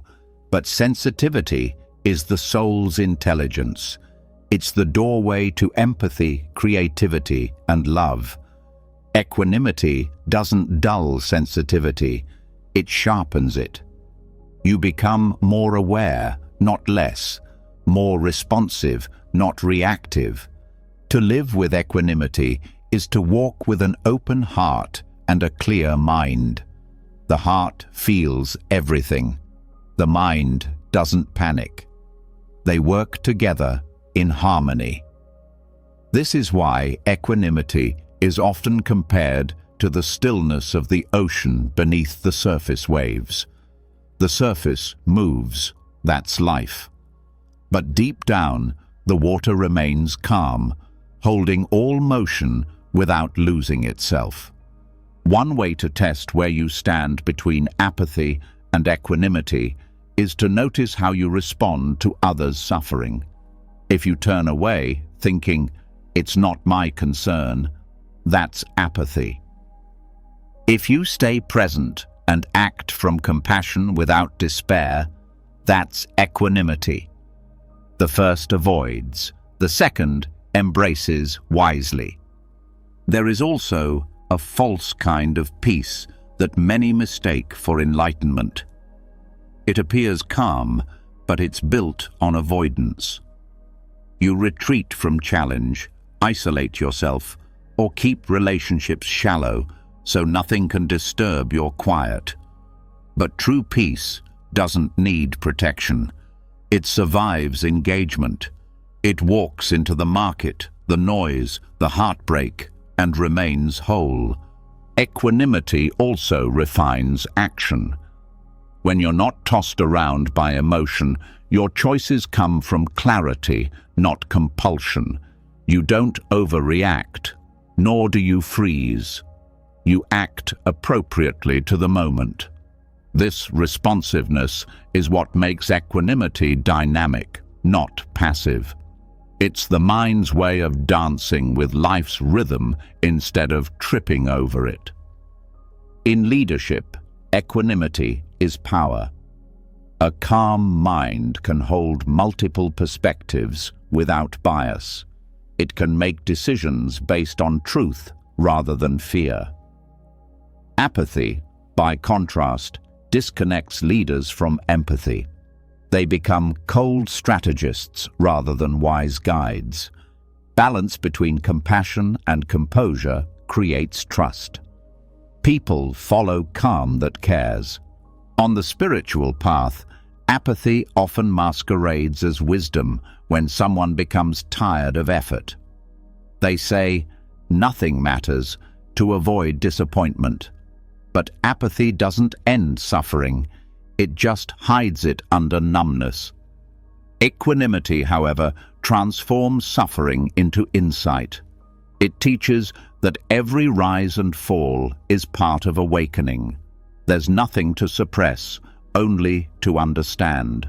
The energy of equanimity feels alive in the body. It's relaxed, yet alert. The breath is deep, the shoulders open, the heartbeat steady. The energy of apathy, however, feels dull and heavy. The breath is shallow, the body slouches inward. Awareness of this difference in your physical state can guide you back to balance. The body often knows the truth before the mind admits it. Equanimity does not mean you stop caring about the world. It means you care wisely.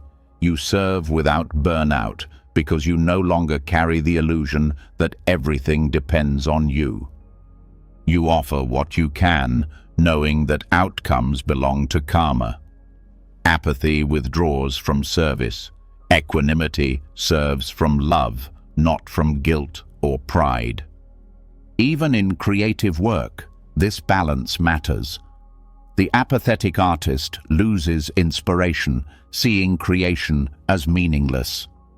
The equanimous artist creates freely, not to chase applause, but to honor the muse. Their art breathes authenticity because it arises from balance. When the ego no longer dictates, creativity flows unhindered. The deeper you go into practice, the subtler the ego becomes. It can wear the mask of calm to avoid vulnerability. It says, "I'm detached," while secretly fearing loss. The test of equanimity is this: when life shakes you, can you stay soft instead of hard? True stillness bends, it doesn't break. Equanimity also redefines success. You stop measuring it by victory or failure. You measure it by presence. Did you act with integrity? Did you remain centered? Did you stay kind? When those answers are yes, Success has already happened, regardless of outcome. Apathy doesn't even ask these questions because it stopped caring long ago. One of the most beautiful aspects of equanimity is that it coexists with joy. Not the fleeting joy of pleasure, but the deep joy of being alive. This joy has no reason. It's the natural fragrance of awareness. When you rest in equanimity, even silence feels radiant. Apathy has no such joy. It is sterile, a field where nothing grows. To cultivate equanimity, practice meeting every experience, pleasant or painful, with the same simple acknowledgement. This too belongs. The heart relaxes when you stop dividing life into good and bad. You see that everything has a role in your awakening. Even discomfort becomes sacred when viewed through equanimity. Over time, this practice dissolves fear. You stop fearing loss because you know you can stay balanced through it. You stop fearing success because you know it won't own you. You stop fearing love because you no longer confuse attachment with connection. Freedom grows quietly in that balance. At the highest level, equanimity is love without conditions. It is compassion without exhaustion, joy without grasping, peace without withdrawal. You engage with life wholeheartedly, yet nothing sticks. You touch everything and hold nothing. The heart remains open, the mind clear, and the soul unburdened. Apathy closes the door to both pain and beauty. Equanimity opens the door to everything and stands unshaken. That's the hidden line between peace and numbness. One shrinks from life, the other embraces it fully. To live in equanimity is to burn brightly without burning out, to love deeply without losing yourself, and to walk through every storm with an untouchable calm that is not empty, but luminous. When you reach this point, you no longer fear feeling too much or too little. You trust your center, knowing it can hold anything. And in that trust, you discover that peace was never the absence of movement. It was the stillness that could dance. When the mind learns to rest in balance, not too rigid, not too soft, something remarkable begins to reveal itself. You start noticing that even equanimity itself moves. Peace flickers, emotions shift, the body changes, relationships evolve, thoughts rise and fade like breath.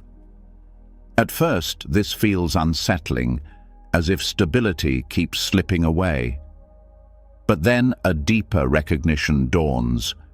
This movement is stability. Change isn't a problem to fix, it's the pulse of existence itself. To resist it is to resist life. Impermanence is often misunderstood as something sad, a reminder that we will lose what we love. But in truth, it is the very force that makes love possible, because everything changes, every moment becomes precious. Because nothing lasts, beauty becomes meaningful. The heart learns to hold life softly, not in fear of losing it, but in gratitude for being allowed to experience it at all. Buddhism teaches that impermanence, or anicca, is not a theory to accept intellectually, but a truth to see directly. Every breath proves it.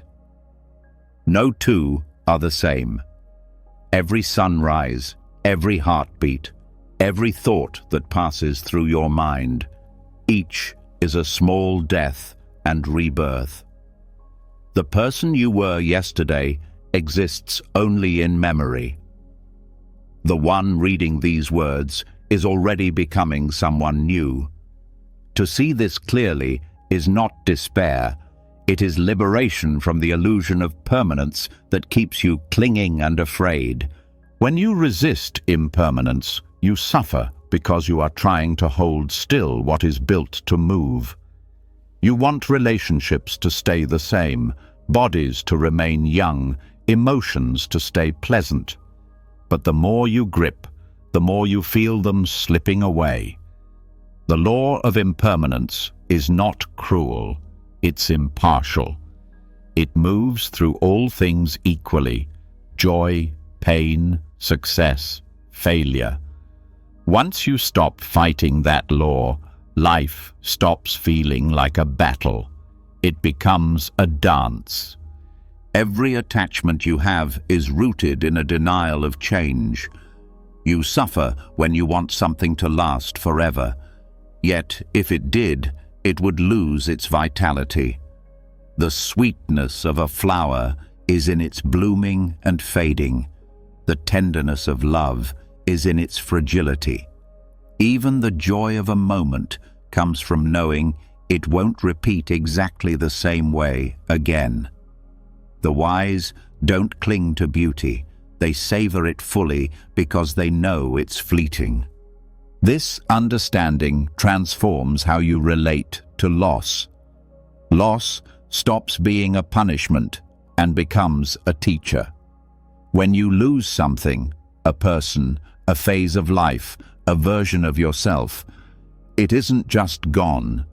It has completed its work. It has fulfilled its purpose in your evolution. You don't have to chase it or curse it. You simply bow in gratitude and continue walking. Every ending carries within it the seed of a beginning. Impermanence is also the foundation of hope. Because nothing lasts, no pain can last forever. No mistake defines you permanently. No situation is beyond change. Even despair shifts when you stay present long enough. The seasons prove it every year. Death in winter is not the end. It is preparation for spring. When you truly understand this, you stop fearing endings. You start trusting the cycles. In moments of grief, impermanence feels cruel because the heart wants permanence where none exists. But even grief, when allowed, transforms. It opens tenderness, empathy, and wisdom. Grief is love that no longer has a direction, searching for new expression. When you stop resisting its flow, it teaches you to love more deeply, not less. Every tear honors impermanence by acknowledging that something beautiful once existed. The recognition of change also humbles the ego. The mind loves to say, "I am this," or "I will always be that." But the truth is, you are a process, not a product. You are the river, not the rock. When you try to fix your identity, to define yourself permanently, you suffer whenever life moves beyond that definition. Growth becomes frightening because it threatens who you think you are. But impermanence whispers, "You were never one thing anyway." Freedom begins the moment you stop defending your past self and allow yourself to keep becoming. Even your thoughts and opinions are impermanent. What you were sure about 5 years ago might now feel uncertain. What angered you once may now seem trivial. This fluidity isn't weakness, it's evolution. A flexible mind is an awakened mind.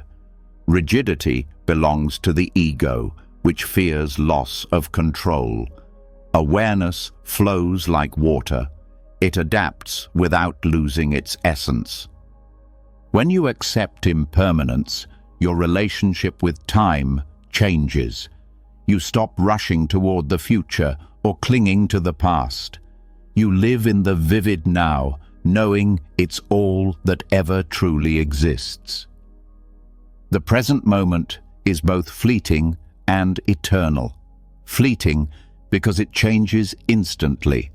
Eternal because it's the only place where life actually happens. When you inhabit this moment fully, the anxiety that comes from grasping disappears. You're not chasing permanence anymore. You're participating in aliveness. This understanding doesn't make you detached from life.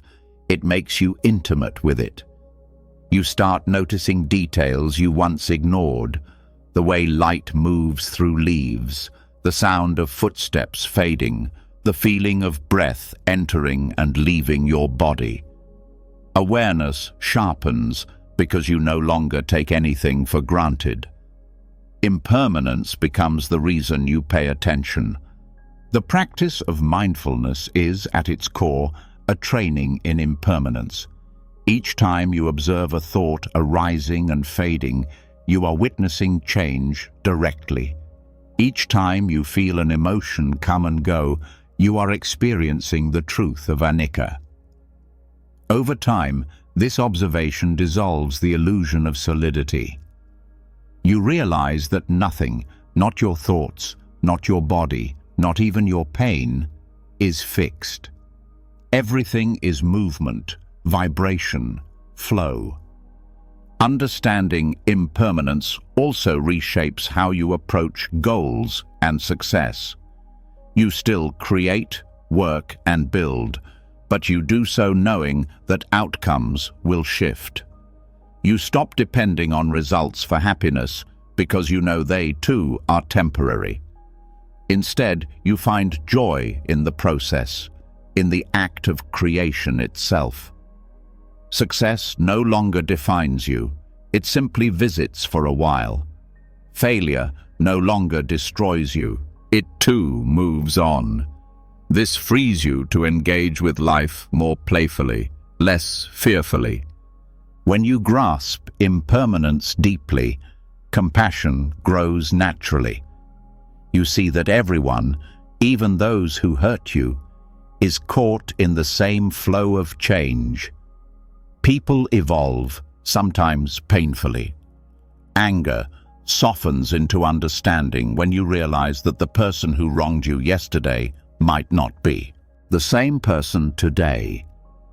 Forgiveness becomes easier when you stop demanding that others remain fixed in their mistakes. Impermanence also deepens gratitude. You stop waiting for perfect conditions to appreciate life. You understand that what you love may vanish at any moment, so you love more fully. Now gratitude becomes immediate, not postponed for some future achievement or milestone.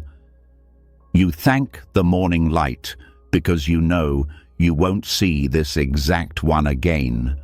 You thank the meal, the laugh, the breath, all small, transient miracles. At a deeper level, impermanence reveals that clinging to permanence is the root of fear. The fear of death, the fear of loss, the fear of change, all stem from the illusion that stability can be secured. The truth is, life is motion. Death is not a flaw in the system, it is part of its design. Every cell in your body dies and is reborn constantly. Every moment is renewal in disguise. To embrace impermanence is to make peace with death, not as an end, but as transformation. This understanding dissolves existential anxiety. You no longer need to control what comes next. You stop asking, "What will happen to me?" and start living the answer in every breath. The me you're trying to protect is already changing. Once you see that, fear loses its hold. You become less interested in securing your existence and more interested in expressing it. Impermanence also teaches the futility of comparison. When you realize that every person's life is in flux, you stop measuring yours against theirs. Everyone is in transition, some visible, some hidden. The success you envy will fade, the pain you pity will transform. Comparison collapses because you see that no one stays still long enough to be compared. Life isn't a race, it's a tide. On a collective level, impermanence is the engine of evolution. Civilizations rise and fall, ideas evolve, technologies advance, cultures shift. When societies cling to old forms, decay begins. Growth requires letting go, just as trees shed leaves to make room for new life. Resistance to change creates suffering, not just individually, but globally. The wisdom of impermanence is what allows renewal, in systems, in humanity, in consciousness itself. In relationships, impermanence brings honesty. You stop expecting people to fill permanent roles. You learn to appreciate the version of them that exists now, not the one you wish to preserve. When love is rooted in awareness of change, it becomes flexible and real. You stop saying, "Don't ever change," and start saying, "Let's grow together."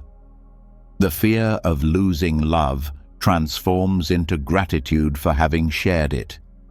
The same truth applies to self-love.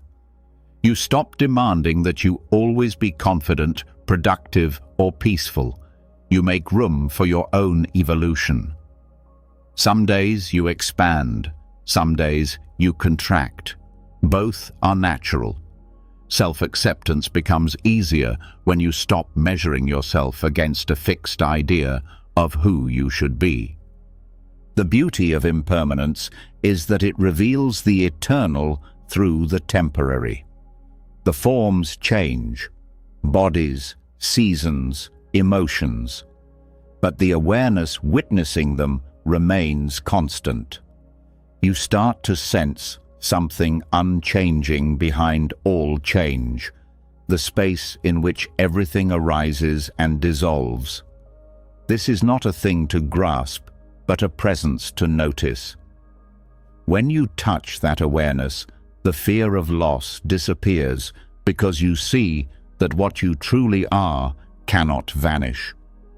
This is why the Buddha called impermanence the doorway to nirvana. Seeing that everything changes doesn't make life meaningless, it makes it luminous. It removes the weight of trying to hold or control what cannot be held. You begin to live with lightness, moving with the current instead of against it.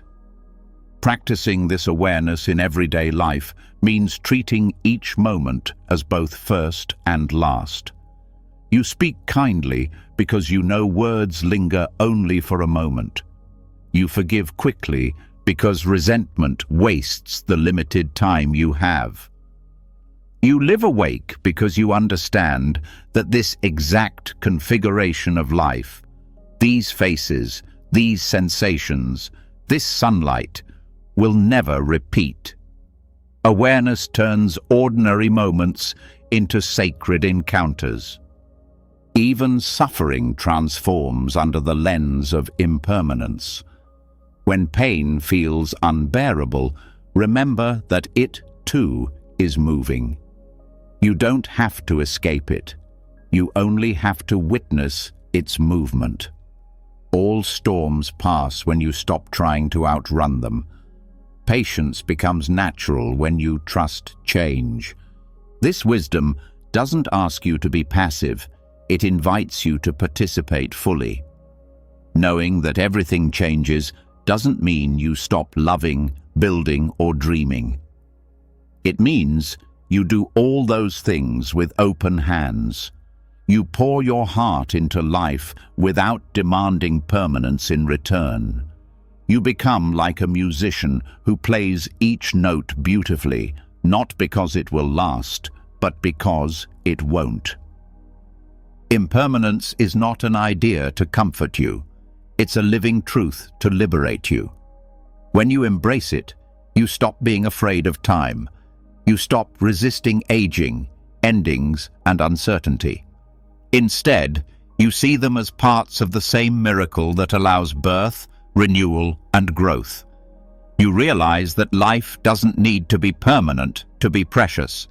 It's precious because it's fleeting. The unseen wisdom of impermanence is that joy doesn't come from holding on. It comes from letting go gracefully. When you finally stop demanding that life stay the same, you become intimate with every changing moment. That intimacy is joy, not the loud, ecstatic kind, but the quiet contentment that says, "This is enough, even as it changes."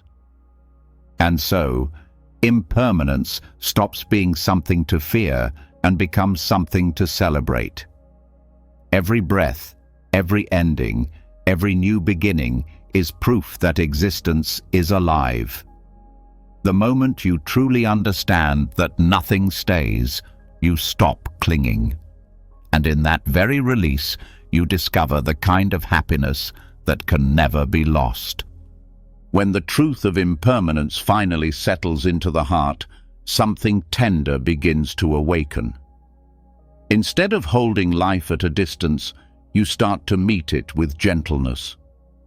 You understand that because everything changes, every being deserves compassion. The awareness of impermanence doesn't harden you, it softens you. You begin to see that love was never meant to be possession. It was always meant to be presence. The more deeply you accept that nothing and no one can truly belong to you, the more freely you are able to love. This is the paradox at the heart of Buddhist compassion. Detachment does not make love smaller, it makes it purer. The word karuna in Buddhism means compassion, but not the sentimental kind that clings or pities. It is the clear, boundless care that arises when you see the suffering and beauty of life without fear. It is love without conditions, not because you are detached from feeling, but because you are free from ownership. Most people love with chains. You are mine. You complete me. I can't live without you. Beneath those words hides fear. Fear of abandonment, fear of loss, fear of not being enough. That fear distorts love into attachment, and attachment always carries the seed of suffering. True compassion, however, has no demand. It loves for the sake of love itself. It asks nothing in return, not even recognition. It flows naturally, like sunlight warming whatever it touches. When you love without owning, you stop confusing closeness with control. You no longer need to possess someone to feel secure. Instead, you cultivate connection through understanding, trust, and respect. You give others the freedom to change, to leave, to become who they need to be. And strangely, that freedom makes the bond deeper, not weaker, because when someone knows they are loved without pressure, they can finally be authentic. This kind of love requires courage. It asks you to face your deepest insecurity, the fear of loss, and see it clearly. But once you do, you realize that love doesn't end when forms change. The body may die, relationships may end, but the care remains. Compassion transcends circumstance because it's not attached to outcome. It's not about keeping someone forever. It's about wishing them well, always. The Buddha described compassion as the natural response of an awakened heart. When you see clearly that all beings experience pain and change, your heart opens naturally. You no longer separate yourself from others' suffering. You see that everyone is doing their best to navigate impermanence, just like you. From this understanding, kindness stops being an effort and becomes an instinct. Loving without owning also means loving without trying to fix. Many people think love means saving others from their pain, but that often comes from discomfort, not compassion. True compassion allows pain to exist without interference. It trusts that every person's journey is sacred, that even their suffering has purpose. Instead of rescuing, you accompany. You hold space, not solutions. This kind of love can exist even in silence. You don't have to speak or act all the time. Your presence is enough. A calm heart radiates peace that others can feel. When your love carries no hidden agenda, it heals simply by existing. People feel safe around those who love freely because there is no demand, no emotional debt, no pressure to perform. Buddhist compassion also teaches that loving yourself is not separate from loving others. Many try to be kind to everyone but themselves, thinking self-love is selfish. But how can you offer peace if you are at war with yourself? Compassion begins inward, with understanding your own pain, forgiving your own mistakes, holding yourself with patience. When you stop punishing yourself, you stop projecting punishment onto others. To love without owning, you must see relationships not as transactions, but as collaborations in growth. Every person who enters your life teaches you something about patience, about vulnerability, about detachment. Some stay, some leave, but each encounter shapes the heart. The purpose of relationship is not permanence, it's transformation. Once you accept that, you stop clinging and start appreciating. The beauty of compassionate detachment is that it doesn't remove emotion, it refines it. You can still feel joy, sadness, longing and affection, but beneath those feelings lies peace, not dependency. You no longer need someone to behave a certain way for you to stay kind. Your love becomes unconditional because it's anchored in understanding, not expectation. In Buddhist psychology, love is not possession, but recognition. The recognition that others, like you, want to be free from suffering. When you meet someone with this awareness, even a brief encounter can become sacred. A smile, a kind word, a simple act of listening. These are not small things. They are expressions of compassion, subtle ripples that touch the world. Attachment makes love fragile. When you cling, you create fear. Fear of rejection, fear of change. But compassion makes love strong. It has no fear because it doesn't depend on circumstances. It flows even when life is uncertain. It continues even when the relationship changes form. That's why the love of an awakened heart is fearless. It's rooted in truth, not illusion. This doesn't mean you stop feeling pain when someone leaves. Pain is natural. It's part of being human. The difference is that pain doesn't harden into suffering. You allow it, feel it fully, and let it pass. Compassion holds the pain gently, like a mother holding a crying child. It doesn't push it away or amplify it. It simply lets it be until it softens. In daily life, loving without owning means practicing mindfulness in relationships. When you speak, speak with awareness. When you listen, listen without preparing your reply. When you care, care without keeping score. Notice how the mind tries to turn love into a contract. I did this, so you owe me that. The moment you notice this tendency, breathe and release it. Love is not a bargain, it's a gift. To live this way, you must cultivate inner fullness. Attachment is born from emptiness, the feeling that something is missing. But when you are at peace with yourself, love becomes an overflow, not a search. You give because you are abundant, not because you are lacking. That's the secret to sustaining compassion without burnout, giving from wholeness, not from need.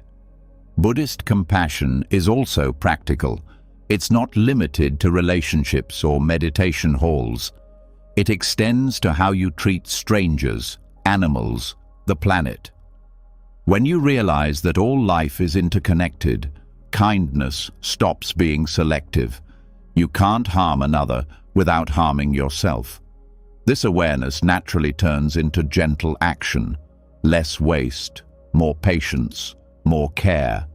Compassion becomes a way of living, not an occasional gesture. One of the most profound aspects of loving without owning is forgiveness.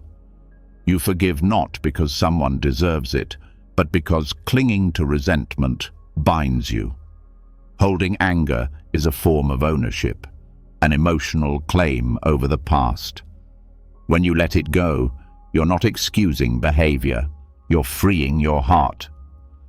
Compassion sees that even those who hurt you act from ignorance or pain. This understanding doesn't justify harm, but it removes hatred. The same compassion applies to yourself. You forgive your own past attachments, your mistakes, your moments of grasping. You see that every clinging was just a misdirected attempt to feel safe. There's no shame in that, only learning. Each time you release judgment, your heart becomes lighter. That lightness is the true sign of progress on the path. Loving without owning also transforms how you handle success and failure in love. When things go well, you celebrate without arrogance. When things fall apart, you mourn without despair. You see both as expressions of impermanence.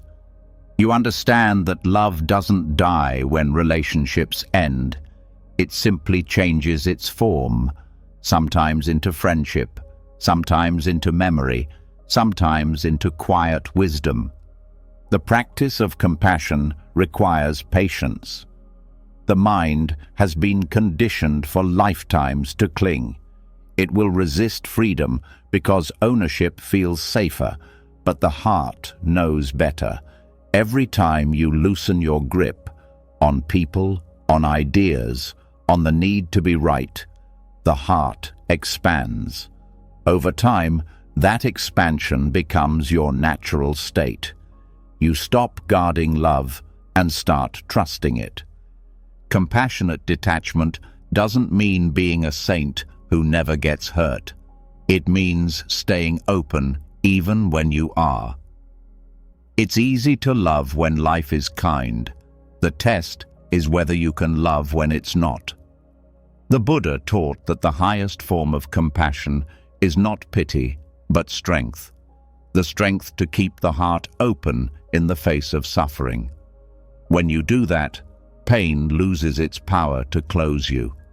In the practice of loving kindness meditation, you extend goodwill to yourself, to loved ones, to strangers, and even to those who have harmed you. This gradual widening of the heart dissolves the illusion of separateness. You realize that love is not something you direct at someone, it's something you become. When you are love itself, ownership becomes meaningless. Every act of true compassion liberates both giver and receiver. You free others from your expectations, and you free yourself from disappointment. You love people for who they are, not for what they give you. This is the purest relationship, one rooted in mutual freedom. When two people meet from this space, their connection doesn't drain energy. It amplifies it. Such love is resilient because it's based on awareness, not fantasy. You no longer chase intensity or permanence.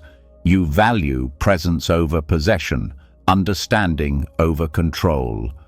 You realize that love is not something to be found. It's something to be practiced moment by moment.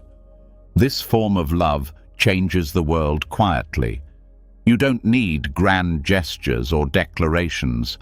A peaceful heart influences its environment naturally. People around you feel calmer, safer, more open. Compassion spreads by resonance, not persuasion. The more you embody it, the more it multiplies without effort. In the end, loving without owning is not about losing attachment to people. It's about losing attachment to the illusion that love can be owned. The essence of compassion is trust. Trust that love will flow where it is needed, that it will return in new forms, that it doesn't end when forms dissolve. When you reach this understanding, relationships stop being prisons and become paths. Each connection becomes a teacher, each goodbye a lesson in freedom.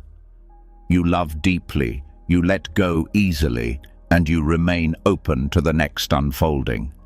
That is the detachment of compassion, not coldness, not distance, but the warm clarity of a heart that has nothing to protect and therefore nothing to fear. It is love, unbound, fearless, and free. The kind of love that asks for nothing, yet gives everything again and again, without ever running out.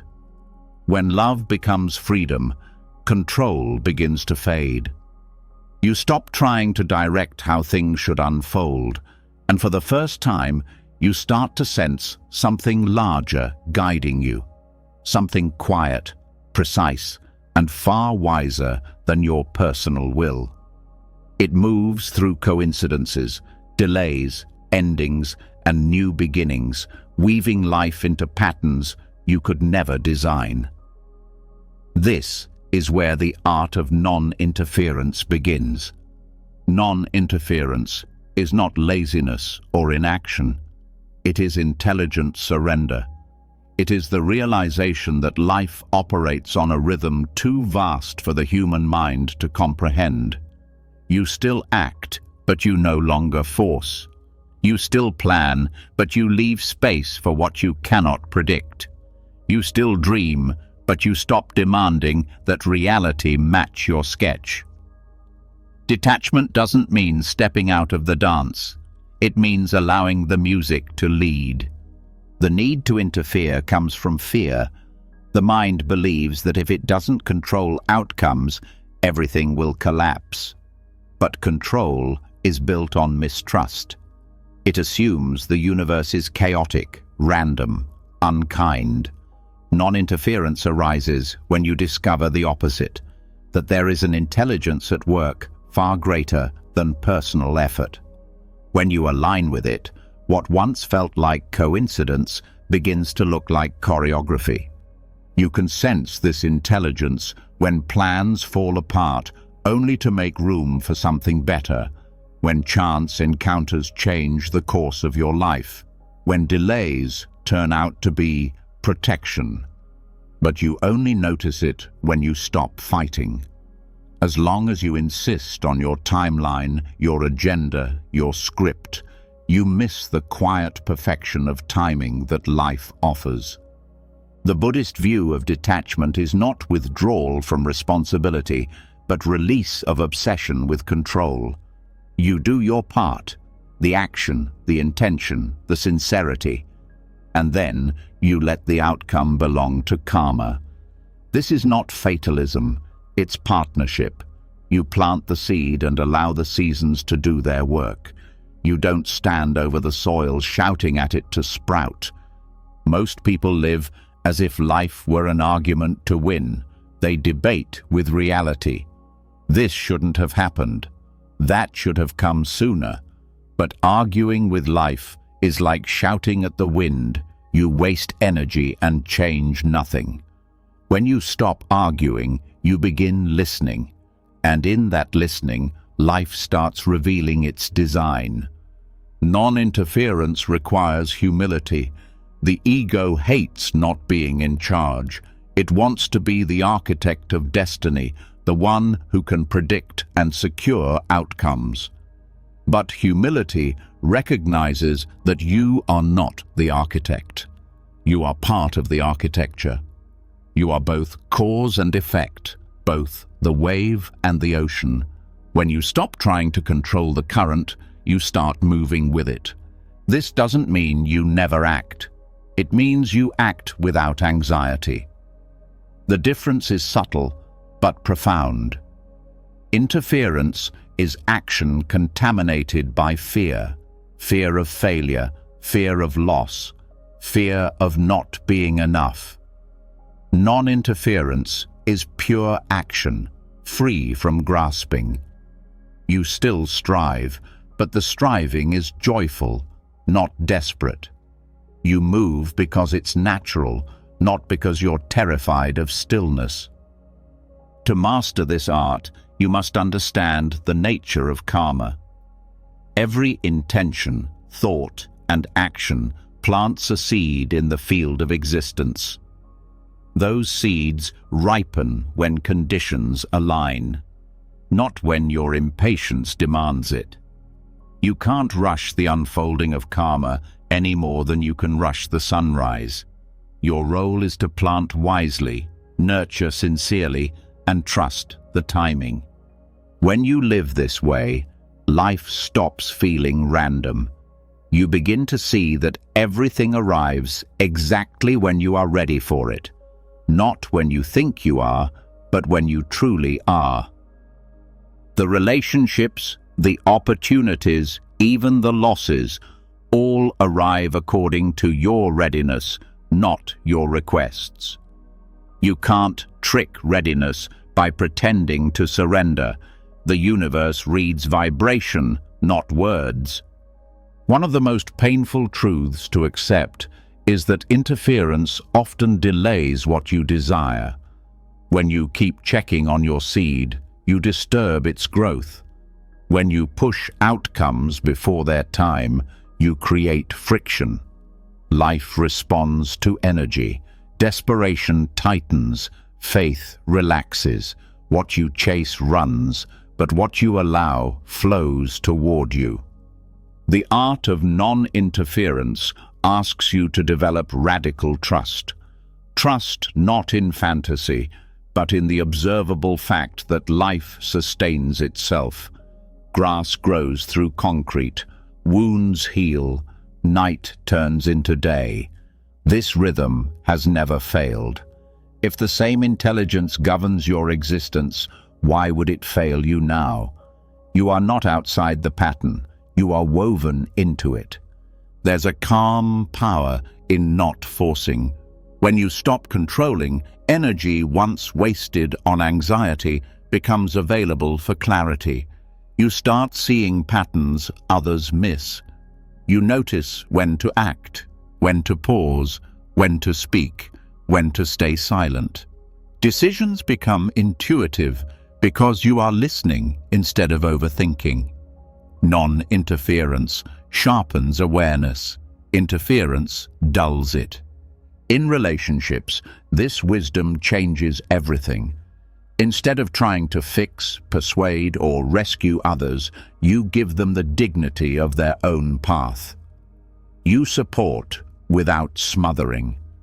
You trust that their life has its own timing, just as yours does. This respect deepens love because it removes ownership.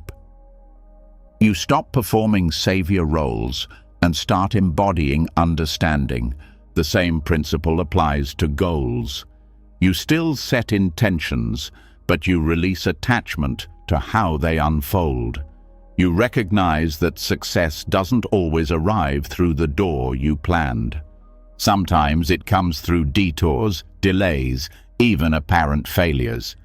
Non-interference allows creativity to work on your behalf in ways logic can't anticipate. The mind sees one route. Life sees infinite. Every major spiritual tradition speaks of this surrender. In Taoism, it's called Wu Wei, effortless action, the art of aligning with the natural flow instead of forcing your own. In Buddhism, it's mindfulness in action, full engagement without attachment to results. In the Bhagavad Gita, it's karma yoga, action without expectation. All point to the same truth. Interference interrupts harmony. Letting life lead doesn't mean you lose direction. It means you stop confusing willpower with wisdom. Sometimes the hardest thing to do is nothing. To wait, to listen, to allow space for unseen forces to align. But when you cultivate patience, you begin to witness how often life resolves things better than your fears imagined. The right people appear, the right answers surface, and what once felt blocked begins to move effortlessly. This way of living requires surrender of the illusion of control, not control itself. You still make choices, you still hold vision, but you no longer believe that your effort alone creates outcomes. You understand that destiny is co-authored by your actions, by karma, by the vast intelligence of existence. You do your part. Life does the rest. The greatest obstacle to this trust is impatience. Impatience is the mind's rebellion against divine timing. It demands results before roots are ready. The ego measures time in hours and days. Existence measures it in ripeness. When conditions are complete, the event unfolds effortlessly. Before that, forcing only creates noise. Non-interference also applies to healing. You cannot rush emotional recovery, forcing closure, forcing positivity, forcing peace. All are forms of resistance disguised as progress. Real healing happens in its own time, when the body, mind, and heart align. Your job is to provide the right environment: rest, honesty, compassion. The rest unfolds naturally. When you interfere less, synchronicity increases. Coincidences multiply, not because you gain magic powers, but because you stop blocking natural alignment. Life was always trying to communicate with you through signs, feelings, intuition. Interference made you deaf. Stillness restores hearing. You begin to sense when something is right without needing to rationalize it. There's a hidden elegance in allowing life to surprise you. Plans have structure. Destiny has intelligence. When you cling to plans, you limit potential. When you trust destiny, possibilities expand beyond imagination. The people who find deep peace are not those who mastered control, but those who mastered surrender. Of course, surrender does not mean giving up responsibility. It means taking responsibility for your energy, not for the universe's outcomes. You become accountable for intention, not perfection. You focus on clarity of heart and alignment of action, trusting that what follows will be exactly what's needed. This mindset replaces pressure with peace. Control is born from mistrust of life. Surrender is born from partnership with it. The more you trust, the more life entrusts you with flow. Opportunities open because you're no longer clogged with resistance. You act from inspiration, not fear. Detachment allows destiny to breathe.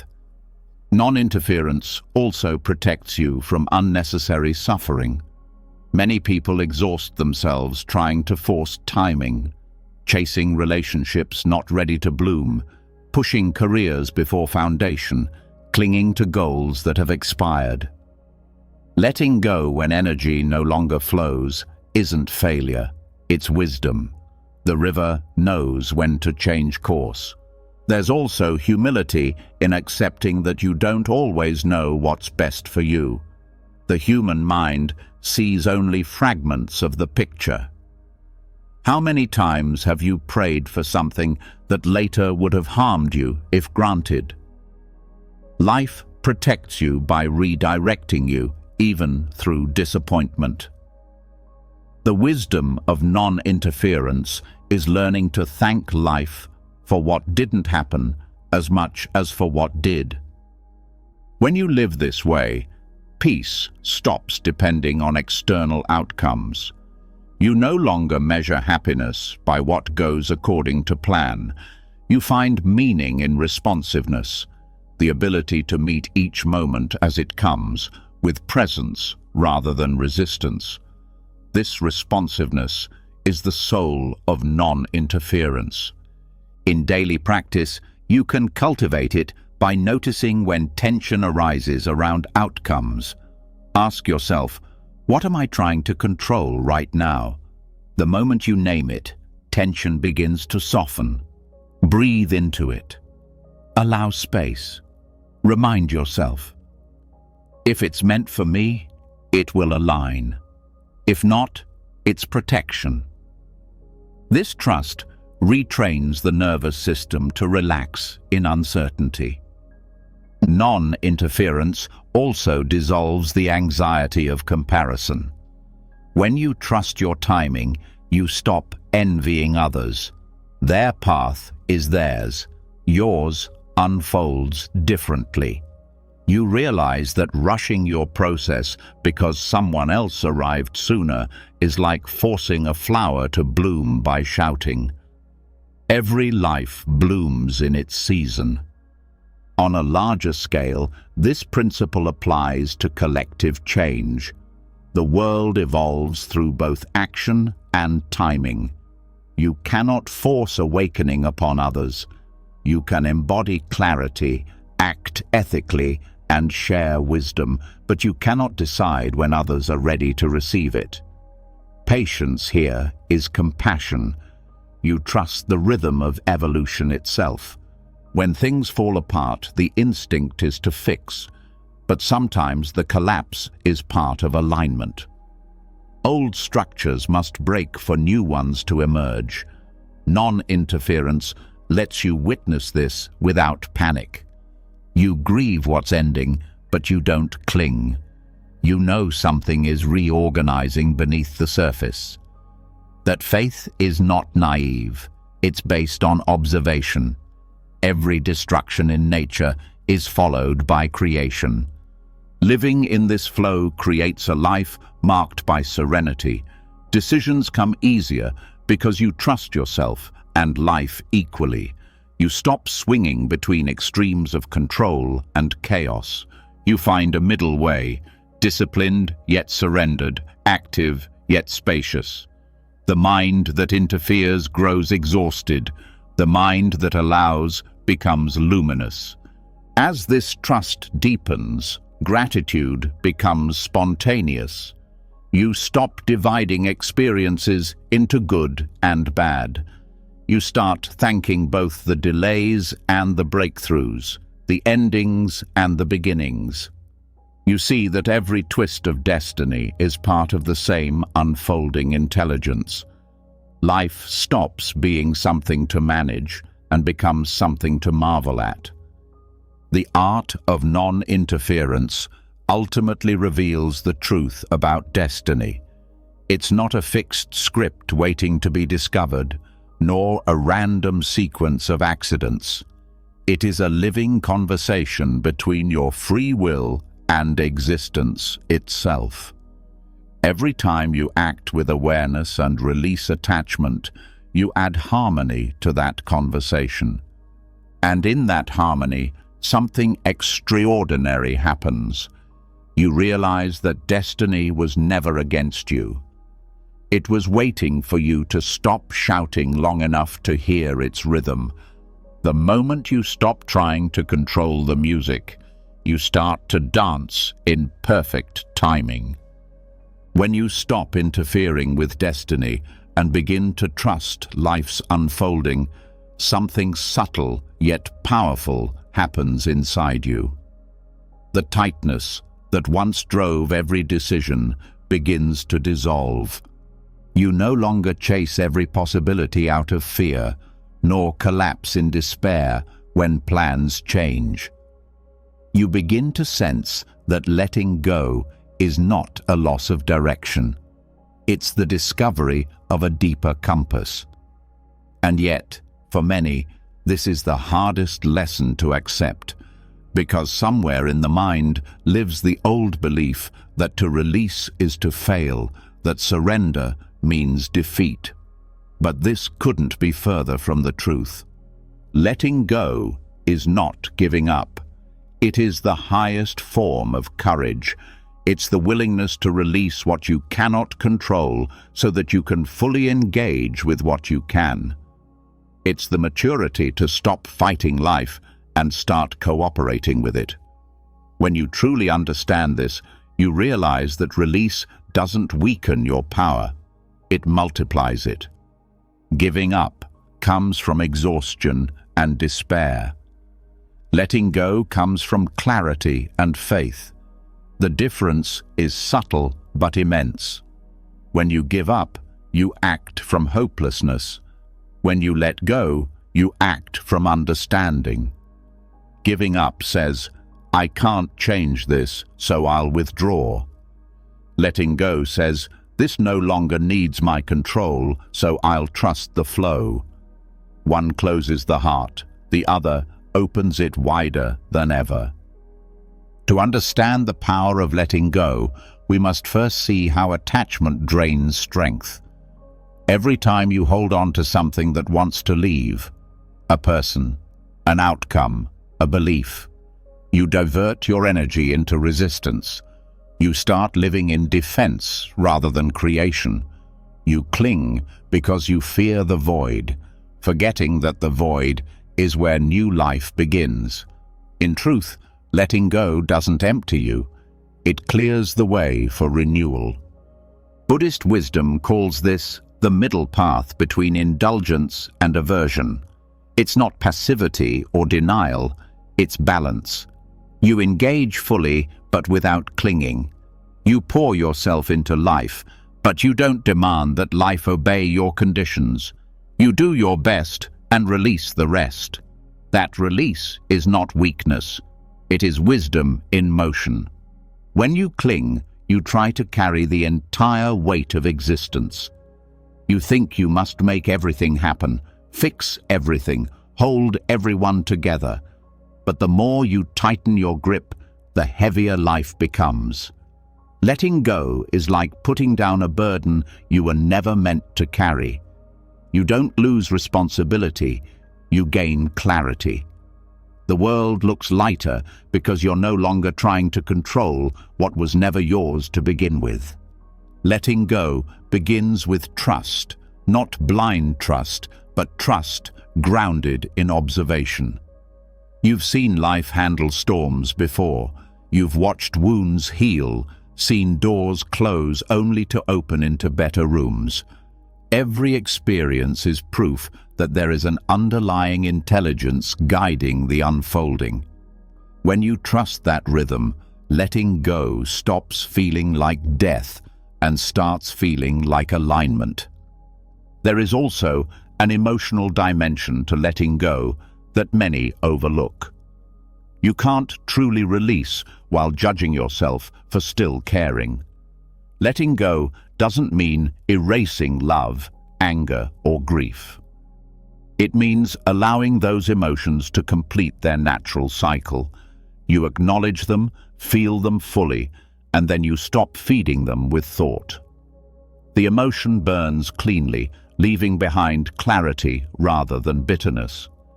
In practice, letting go is an active process. It's the choice to return again and again to the present moment. Every time your mind reaches for control, replaying the past, fearing the future, you breathe and come back. You remind yourself, this moment is enough. The mind will resist, but repetition turns surrender into a habit. Eventually, letting go becomes your natural posture toward life. People often ask, how do I know if I've truly let go? The answer is peace. When you can think about what once hurt you and feel calm, when you can see uncertainty ahead and feel open instead of tight, when you can lose something and still feel whole, that's letting go. The external may look unchanged, but the internal landscape has transformed. You've moved from control to cooperation. Letting go also transforms ambition. It doesn't kill your drive, it purifies it. You stop chasing success to prove your worth and start pursuing it as an expression of your purpose. Your actions become cleaner, your focus sharper, because you're no longer distracted by anxiety over outcomes. Paradoxically, this detachment makes you more effective. When you're not desperate to win, you perform with ease, and ease attracts success faster than strain ever could. This principle applies to love as well.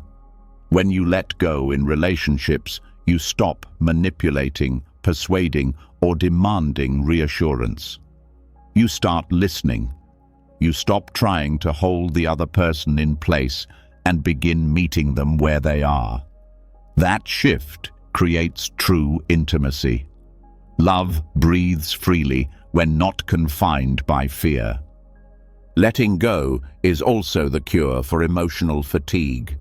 Holding on keeps the nervous system in a constant state of tension. The body doesn't know the difference between physical and mental grasping. Both exhaust it. When you release control, the body relaxes and energy returns. The clarity that follows feels like strength reborn, because it's the power you used to waste on resistance, now freed for creation. Surrender, in this sense, is not resignation, but alignment. It is the willingness to say, I trust that what is unfolding has purpose, even if I cannot see it yet. That statement isn't naive. It's pragmatic. Fighting reality never works. Flowing with it always leads somewhere better. Letting go allows reality to move through you without distortion. Giving up stops growth. Letting go initiates it. The tree that releases its leaves each autumn isn't dying. It's making space for new growth. In the same way, letting go of outdated versions of yourself is not self-abandonment. It's renewal. Every identity you outgrow, every role, every belief, was necessary once. But once it limits you, release becomes your evolution. In Buddhism, this release is called vosagga, the act of relinquishing clinging to the self, to possession, to illusion. It is the culmination of wisdom because it frees the mind from bondage. You see that nothing was ever truly yours except your awareness. Everything else, the body, the relationships, the accomplishments, are temporary guests in your field of experience.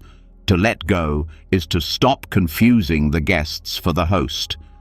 Practically speaking, letting go begins with observation. Notice where you tighten, in the body, in thought, in speech. Tightness always points to attachment. When you identify it, don't shame it. Simply soften. Say to yourself, this doesn't need to be held so tightly. You'll feel the difference immediately. A sense of space, of breath. That space is power returning to you. Letting go is also a discipline of trust in timing. The universe does not operate on human schedules. You may not see results immediately, but that doesn't mean progress isn't happening. Seeds germinate in darkness before they break the surface. Surrendering to timing means allowing unseen work to unfold without panic. Patience, in this light, becomes a form of active faith. This mindset redefines strength. True strength isn't the ability to hold on forever, it's the ability to release gracefully. Anyone can cling. It takes courage to let go without bitterness, to end chapters without turning them into prisons. That courage comes from knowing that release doesn't diminish you, it refines you. Every time you let go, you become more aligned with truth. Letting go also deepens creativity. When you release attachment to how things should look, innovation emerges. Many of the world's greatest discoveries arose from moments of surrender, when effort gave way to openness, when the mind relaxed enough to receive insight. Creativity flows through those who trust the process more than their plans. The greatest misconception about surrender is that it's passive. In truth, it's the most dynamic state possible. When you stop fighting reality, your energy aligns with the flow of life itself. Action becomes efficient, focused, inspired.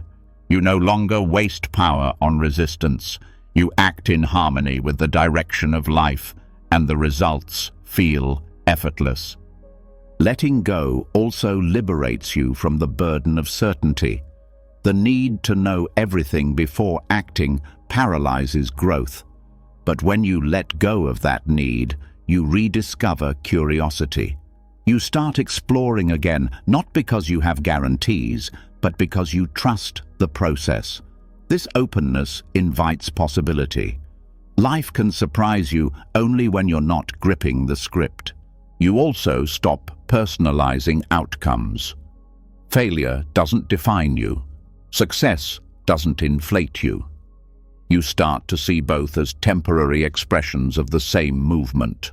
Rise and fall, inhale and exhale.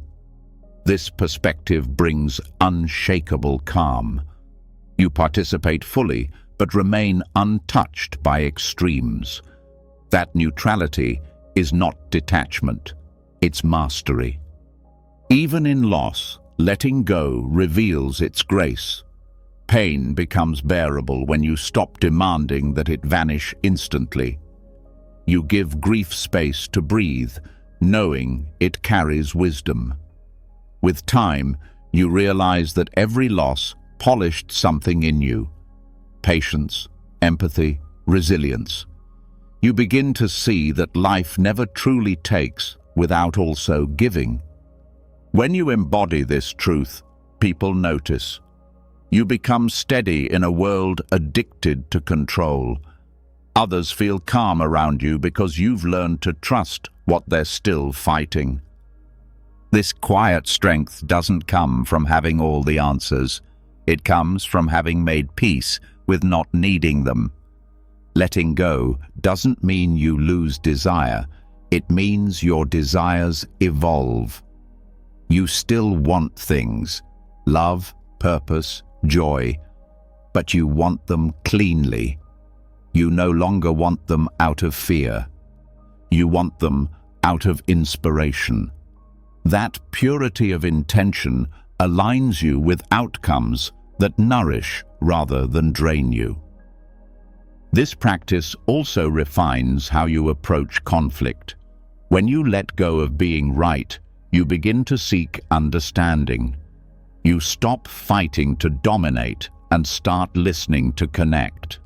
Many battles dissolve not because you win them, but because you stop feeding them. Release doesn't weaken your voice, it makes it clear, grounded, and compassionate. Letting go even redefines prayer. Instead of asking life to give you what you want, you begin asking to want what is right. You align your will with wisdom, rather than demanding that wisdom follow your will. This shift transforms prayer from pleading to participation. You're no longer separate from the flow, you're part of it. Every spiritual tradition points toward this truth in its own way.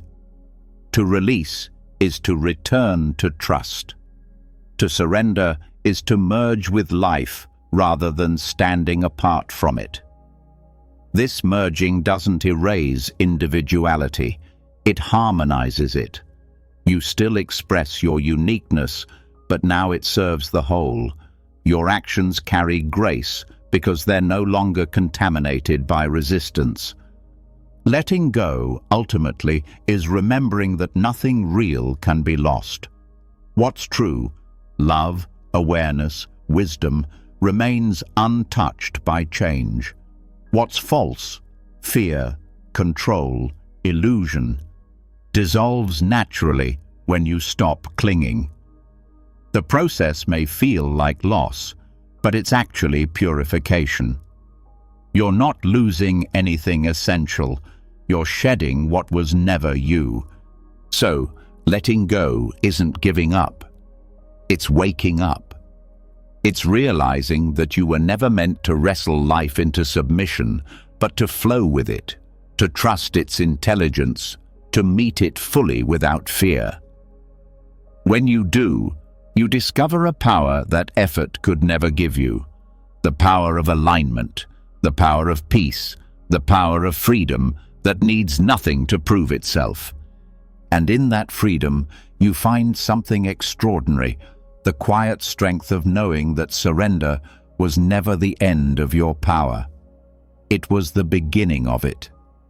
When surrender becomes a way of being, the noise inside begins to fade. The struggle to control, to force, to demand quiets down, yet something else still hums underneath. Even after letting go, the mind doesn't always rest. It whispers in subtle tones of wanting. Wanting to be peaceful, wanting to be wise, wanting to arrive. It hides behind noble words and spiritual goals, but it is still wanting. The next great freedom begins when you can hear this faint noise and rest beneath it, when you start listening to what lies in the silence beneath desire. Desire is not inherently wrong. It's a natural movement of consciousness toward experience. But between healthy desire and restless craving lies a thin, almost invisible line. One brings aliveness, the other brings agitation. One leads to truth, the other keeps you chasing illusions. The silence of want is not about killing desire, it's about seeing through it. It's the quiet recognition of what drives you, the still point where you can tell which voice is real and which is the echo of ego. The ego's voice is loud, urgent, and persuasive. It speaks in the language of if only. If only I had this, if only they changed, if only I were more. It promises peace just beyond the next accomplishment, approval, or possession. But even when those things arrive, the peace is brief. Soon, the mind finds a new if only. This is the cycle of restless desire, the mind mistaking movement for meaning. True desire, on the other hand, doesn't shout. It feels like a soft pull toward alignment, not a frantic rush toward satisfaction. It doesn't come from lack, but from love. It doesn't exhaust, it expands. You know it by its aftertaste, calm, not craving. Stillness is how you tell the difference. When you stop moving long enough to listen, false desires lose their power. They collapse without the fuel of attention. The silence beneath desire is not emptiness, it's awareness. It's the space that remains when the noise of wanting subsides. In that space, clarity arises naturally. you begin to see that most desires are echoes of conditioning, patterns absorbed from culture, family, and fear. The mind learned to want as a way to feel safe or significant. But beneath that programming lies something untouched, a quiet presence that doesn't need to acquire anything to feel complete. This is why the Buddha called craving the root of suffering, not because having dreams or goals is wrong, but because we mistake desire's surface form for its true source. The surface says, "I want this thing." The source says, "I want to return to wholeness." Every craving is a misinterpreted search for connection with yourself, with life, with peace. When you see that, you no longer judge desire, you understand it. The practice is not suppression. Suppression only strengthens the pull because what you resist hides and grows stronger. The practice is awareness. You observe the desire rise, a thought, a sensation, a longing, and you stay present without acting. You don't feed it and you don't fight it. You let it show its nature. When desire is seen without reaction, it loses the ability to control. The silence behind it becomes louder, more real. In that silence, you begin to sense a difference between wanting and knowing. Wanting comes from the mind's projection into the future. Knowing arises from the heart's connection to the present. Wanting says, "Something's missing." Knowing says, "Nothing is missing, but something wants to express." The first enslaves, the second liberates. This is how stillness becomes your teacher. It reveals the subtle shift from egoic desire to authentic movement. Stillness isn't passive. It's the most active intelligence in existence. It listens before acting. It waits before speaking. It moves only when movement serves truth, not impulse. When you live from that stillness, life loses its frantic edge. Decisions become clear, not forced. You act from wisdom, not from restlessness. Desire, when unconscious, creates noise that distorts perception. You start seeing life not as it is, but as what you think it should be. Stillness clears that distortion. It doesn't remove desire, it purifies it. You start to desire things that align with truth, peace, growth, compassion, not because you're trying to be holy, but because noise no longer distracts you. In daily life, you can test this by observing how desires feel in your body. The ego's wants create contraction, tightness in the chest, restlessness in the stomach, tension in the shoulders. True intention feels expansive, open chest, deep breath, relaxed focus. The body never lies. Stillness teaches you to trust its language. Another form of the noise of desire is comparison. The mind constantly measures who's ahead, who's happier, who's more successful. But comparison is the loudest symptom of insecurity.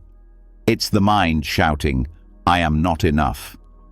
When you rest in silence, comparison dissolves. You stop looking sideways and start looking inward.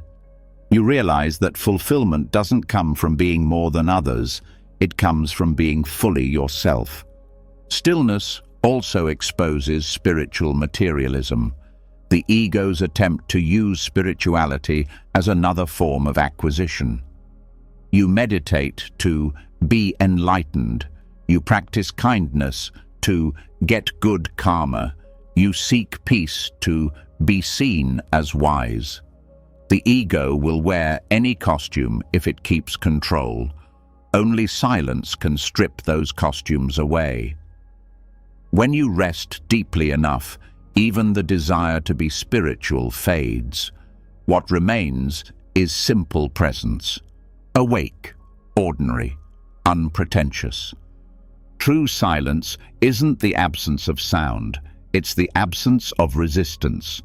You could be in the middle of a city and still feel it. It's the space inside you that doesn't react. When you access that space, you start to notice that peace doesn't depend on circumstances. Noise outside doesn't disturb you because there's quiet within. The silence of want also heals anxiety. Anxiety is the tension between where you are and where your desire insists you should be. The more intense the craving, the wider the gap and the louder the noise. When you let go of the need to constantly arrive, the gap closes. You begin to relax into being. From that stillness, right action flows effortlessly. Not because you plan it, but because clarity naturally gives birth to movement. In this silence, you also rediscover contentment. Contentment doesn't mean you have everything, it means you appreciate everything as it is. When the mind stops shouting for more, gratitude begins to speak. You realize how much peace was hidden beneath wanting, how much joy was missed while chasing what you thought you lacked. Contentment is not stagnation, it's sufficiency.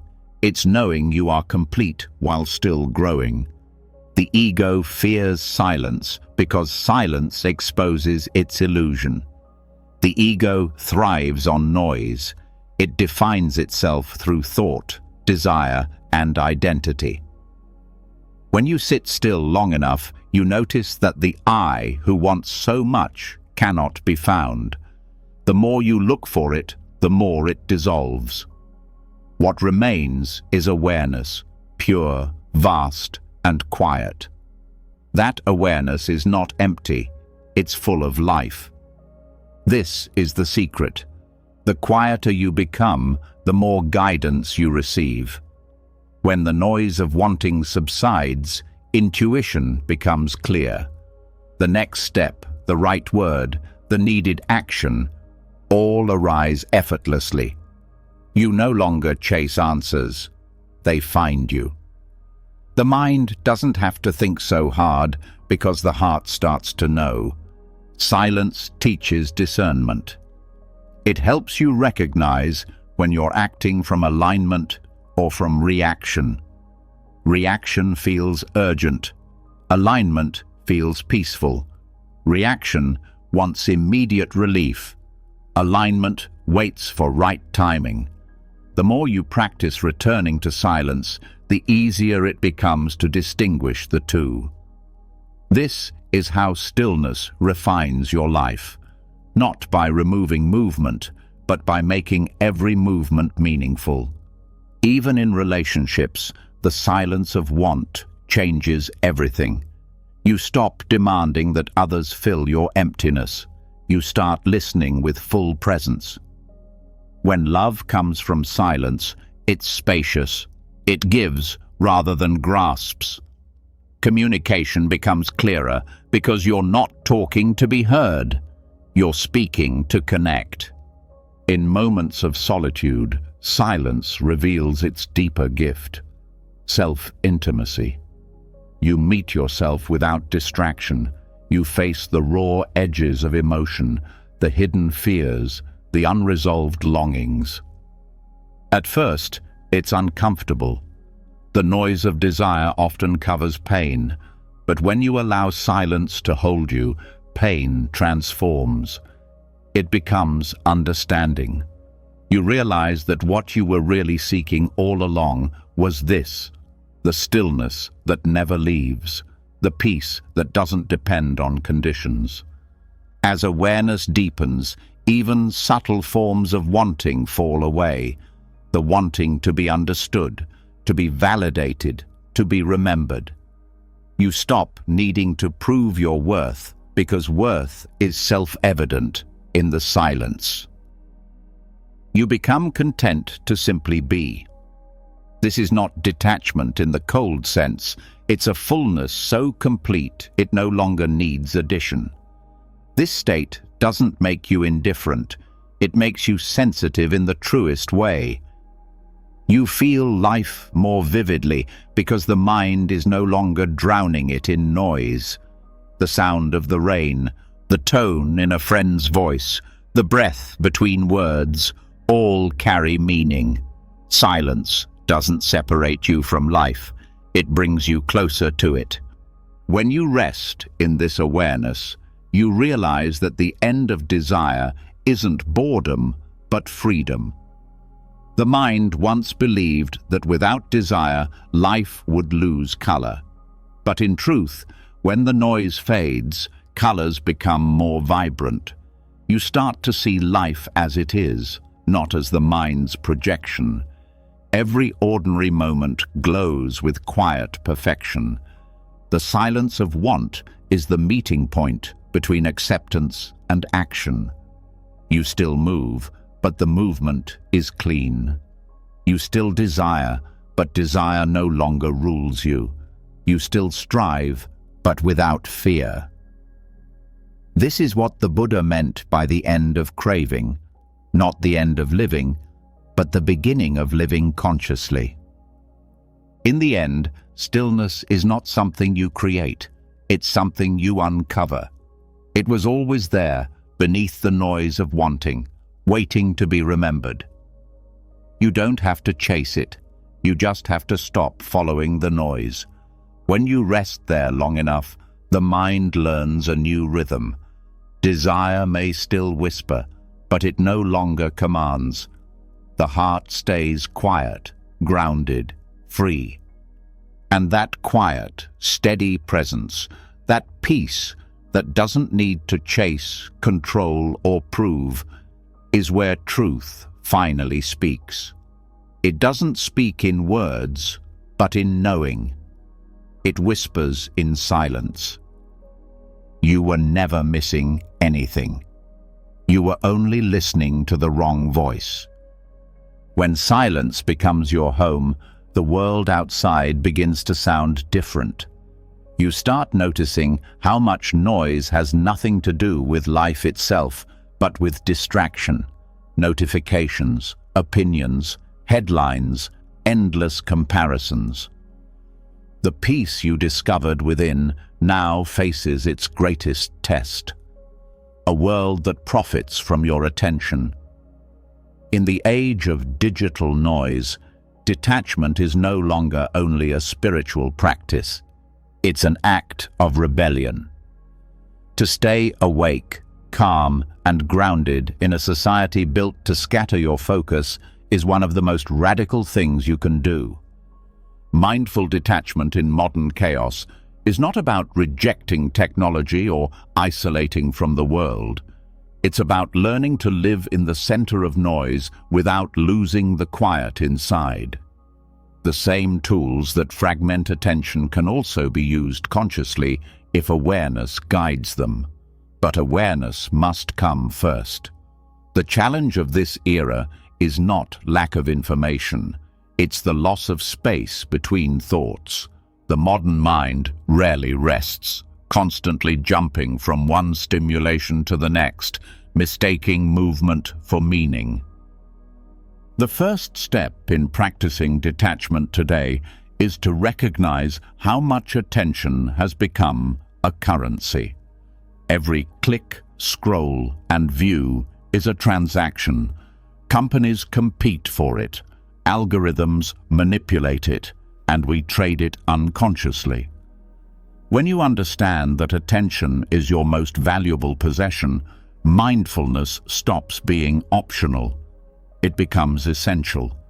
You begin to ask, who is spending my attention and what am I receiving in return? Awareness of this question itself slows the unconscious habit of digital consumption. Modern detachment doesn't mean deleting everything and disappearing. It means using tools instead of being used by them.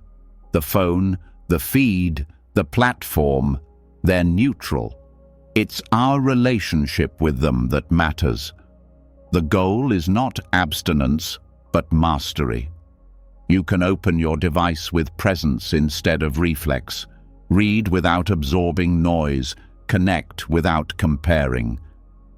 This is the heart of mindful engagement, to be in the world but not owned by it. Comparison is the quiet thief of peace in the digital age. Social media amplifies the illusion that everyone else's life is more complete than yours. But what you see online is not life, it's a performance.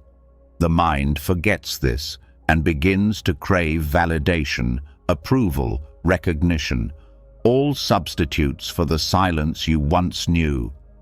Detachment breaks this cycle by returning you to direct experience. Instead of measuring worth through images and metrics, you begin to feel value through presence, in your breath, your relationships, your own small acts of meaning. A key practice here is digital mindfulness, the art of being aware before, during, and after interaction. Before you open a screen, pause and ask why. Is it habit, boredom, or purpose? During use, stay conscious of sensations. Is your body tense, your breathing shallow? Afterward, observe the residue. Do you feel inspired or drained? This kind of self-observation turns technology from master to mirror. You start seeing your inner patterns reflected in your online habits. Detachment also requires boundaries. Just as ancient monks built walls, not to escape the world, but to preserve attention, you must create digital boundaries to protect your peace. Schedule time for silence. Turn off non-essential notifications. Keep your mornings and evenings free from screens. These small acts of discipline reconnect you with depth in a world obsessed with speed. Detachment is not withdrawal, it's choosing quality over quantity in where you place your mind. The paradox of modern life is that we are more connected than ever, yet feel more isolated. Constant exposure to information creates an illusion of closeness, but often erodes intimacy. Detachment restores balance by bringing focus back to the present encounter, one conversation, one task, one moment at a time. When you give full attention to what's in front of you, presence becomes your form of love. Distraction, no matter how small, is an absence disguised as activity. Mindful detachment also protects you from emotional contagion. In the digital landscape, outrage spreads faster than truth, fear faster than wisdom. Without awareness, you unconsciously absorb the moods of others through the screen.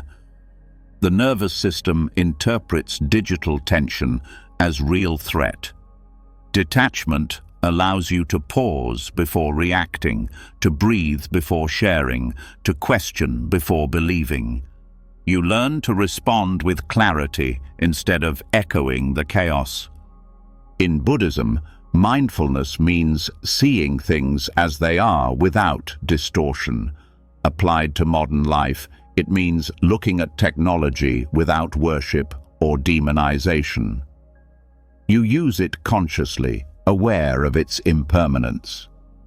You post a thought, release it, and move on. You read a comment, let it pass without turning it into identity. The digital world loses its grip when you remember it is transient, an endless stream of data, not a measure of your worth. Modern detachment also asks for compassion, not just for others, but for yourself. You will still get distracted. You will still reach for your phone when you feel lonely or anxious. Detachment doesn't demand perfection, it asks for awareness. Each time you notice and return, you strengthen presence. Self-judgment only adds noise. Compassion transforms relapse into learning. Another aspect of mindful detachment is reclaiming solitude. Constant connectivity has made solitude seem uncomfortable, even suspicious.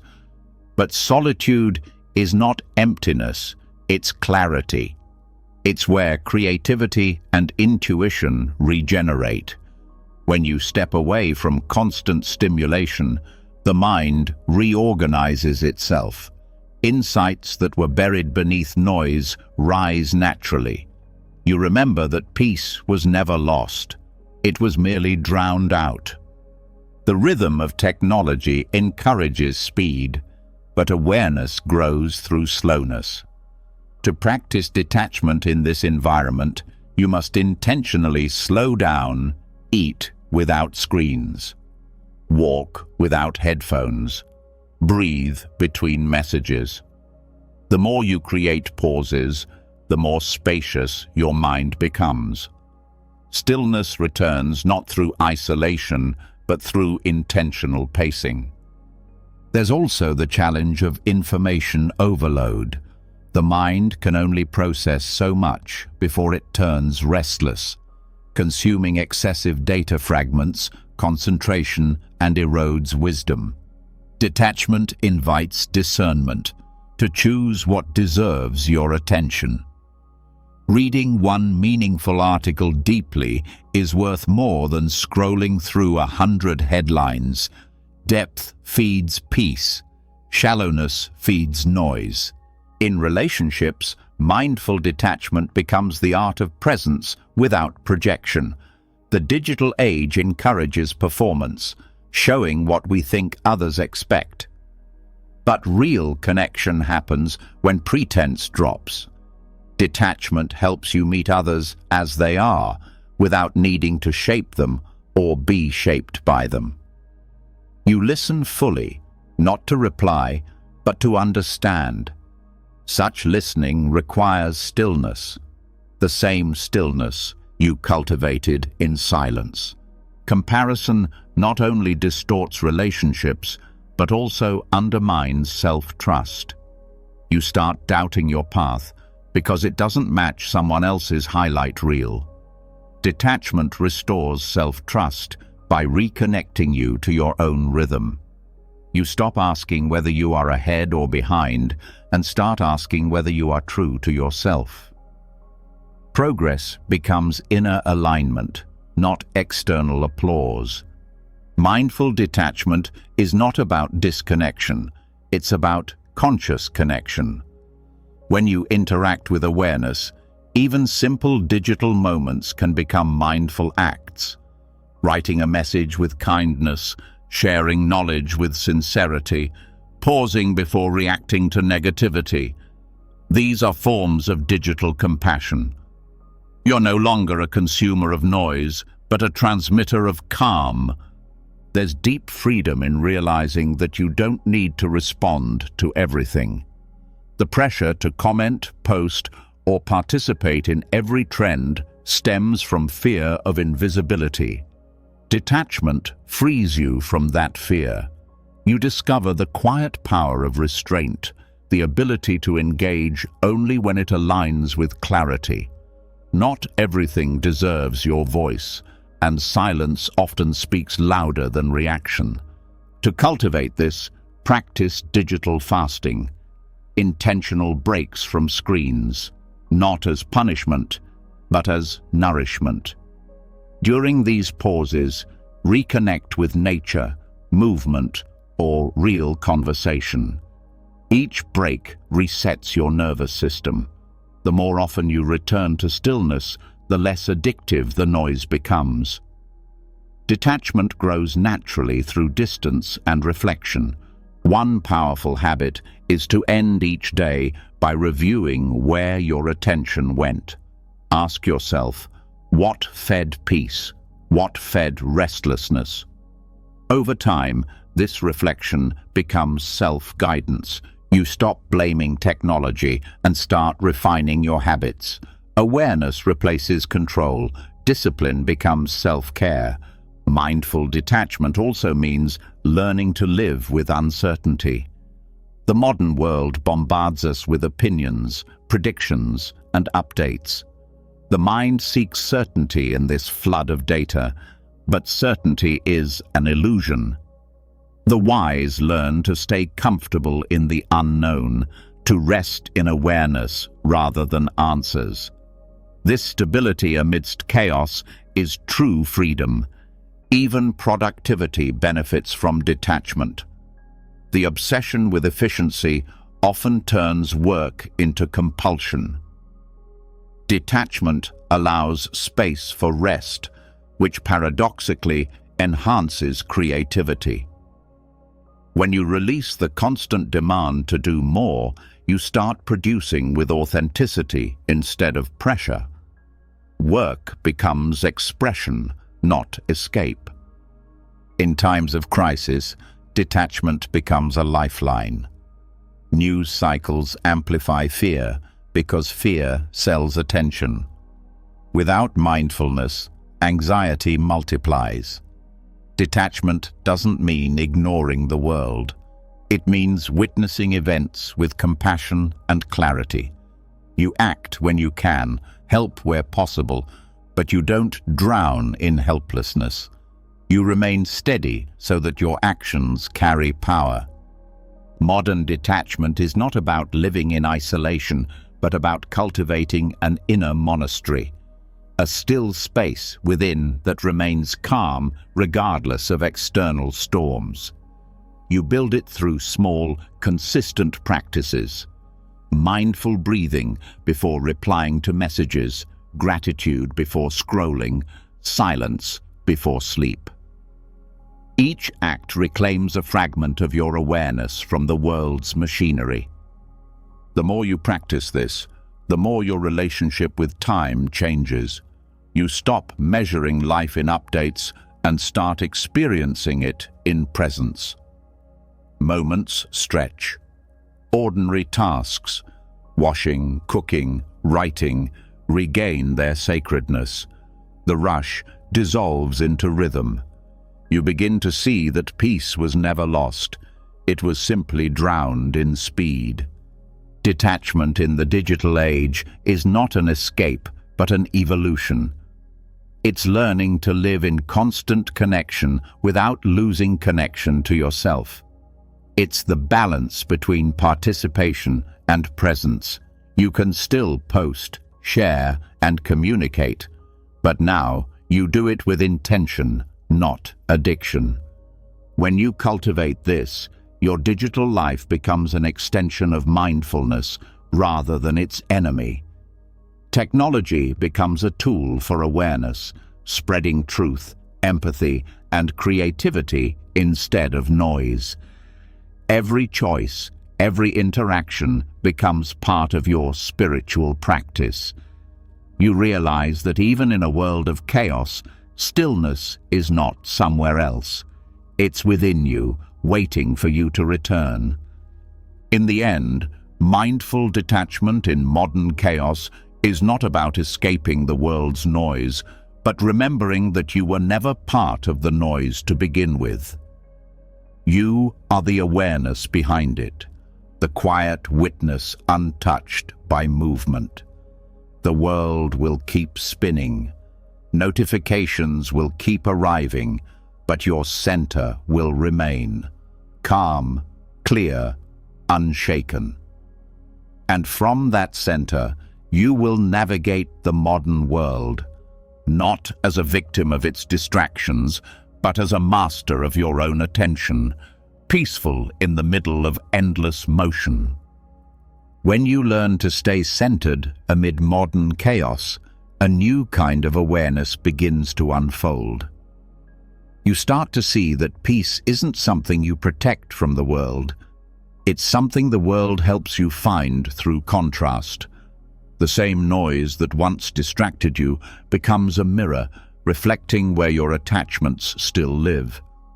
And then, life brings its greatest teacher, loss. Not as punishment, but as revelation. Every ending, every departure, Every silence that follows what you once held close has a truth to tell.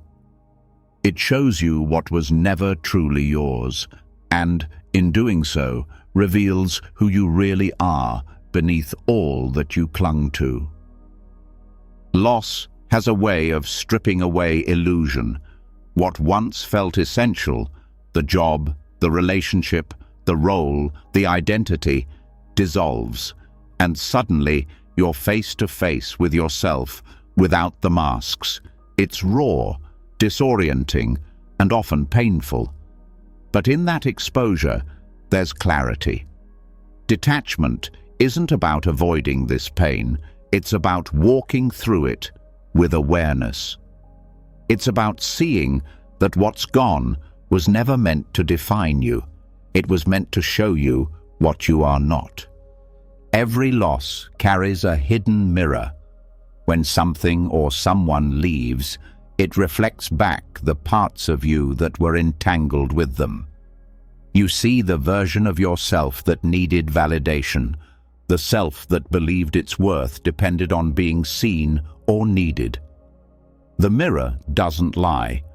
It shows your attachments with precision. But instead of judging what it reveals, you can use it to awaken. The goal isn't to stop caring, but to see clearly. When you see clearly, the sting of loss becomes a passage to freedom rather than a wound that defines you. The Buddha taught that clinging is the cause of suffering. Loss exposes where we've been clinging. It points to the places where we confused love with possession, success with identity, comfort with security. When those external forms vanish, the inner emptiness they concealed becomes visible. But that emptiness is not a void to fear. It is the doorway to authenticity. When the false self falls away, the true self quietly steps forward. Grief is not the enemy of detachment. In fact, grief can be the purest expression of love when it is allowed without resistance. Detachment doesn't mean numbing your feelings. It means feeling everything fully without collapsing into it. You cry, you ache, you remember, but you also witness. The awareness behind the pain doesn't break. It watches the waves rise and fall. Over time, that witnessing reveals a truth that all spiritual traditions point to. Nothing real can be lost. When you lose what you thought defined you, something deeper emerges, the stillness that was always there beneath roles and attachments. This is the self that doesn't vanish when relationships end or possessions fade. It is untouched by change because it isn't built on anything external. The paradox is that loss doesn't destroy you. It shows you that what you are cannot be destroyed. In moments of loss, the mind wants to grasp for meaning. It asks why. But meaning doesn't come from analyzing. It comes from allowing. When you stop demanding explanations, understanding arises naturally. The lesson reveals itself in silence, often much later, when you're no longer trying to force it. You begin to see how each loss redirected you, refined you, and made you more real. Detachment during loss isn't detachment from people. It's detachment from illusion. You can love deeply and still accept impermanence. You can honor what was without trying to recreate it. This kind of love doesn't hold, it blesses.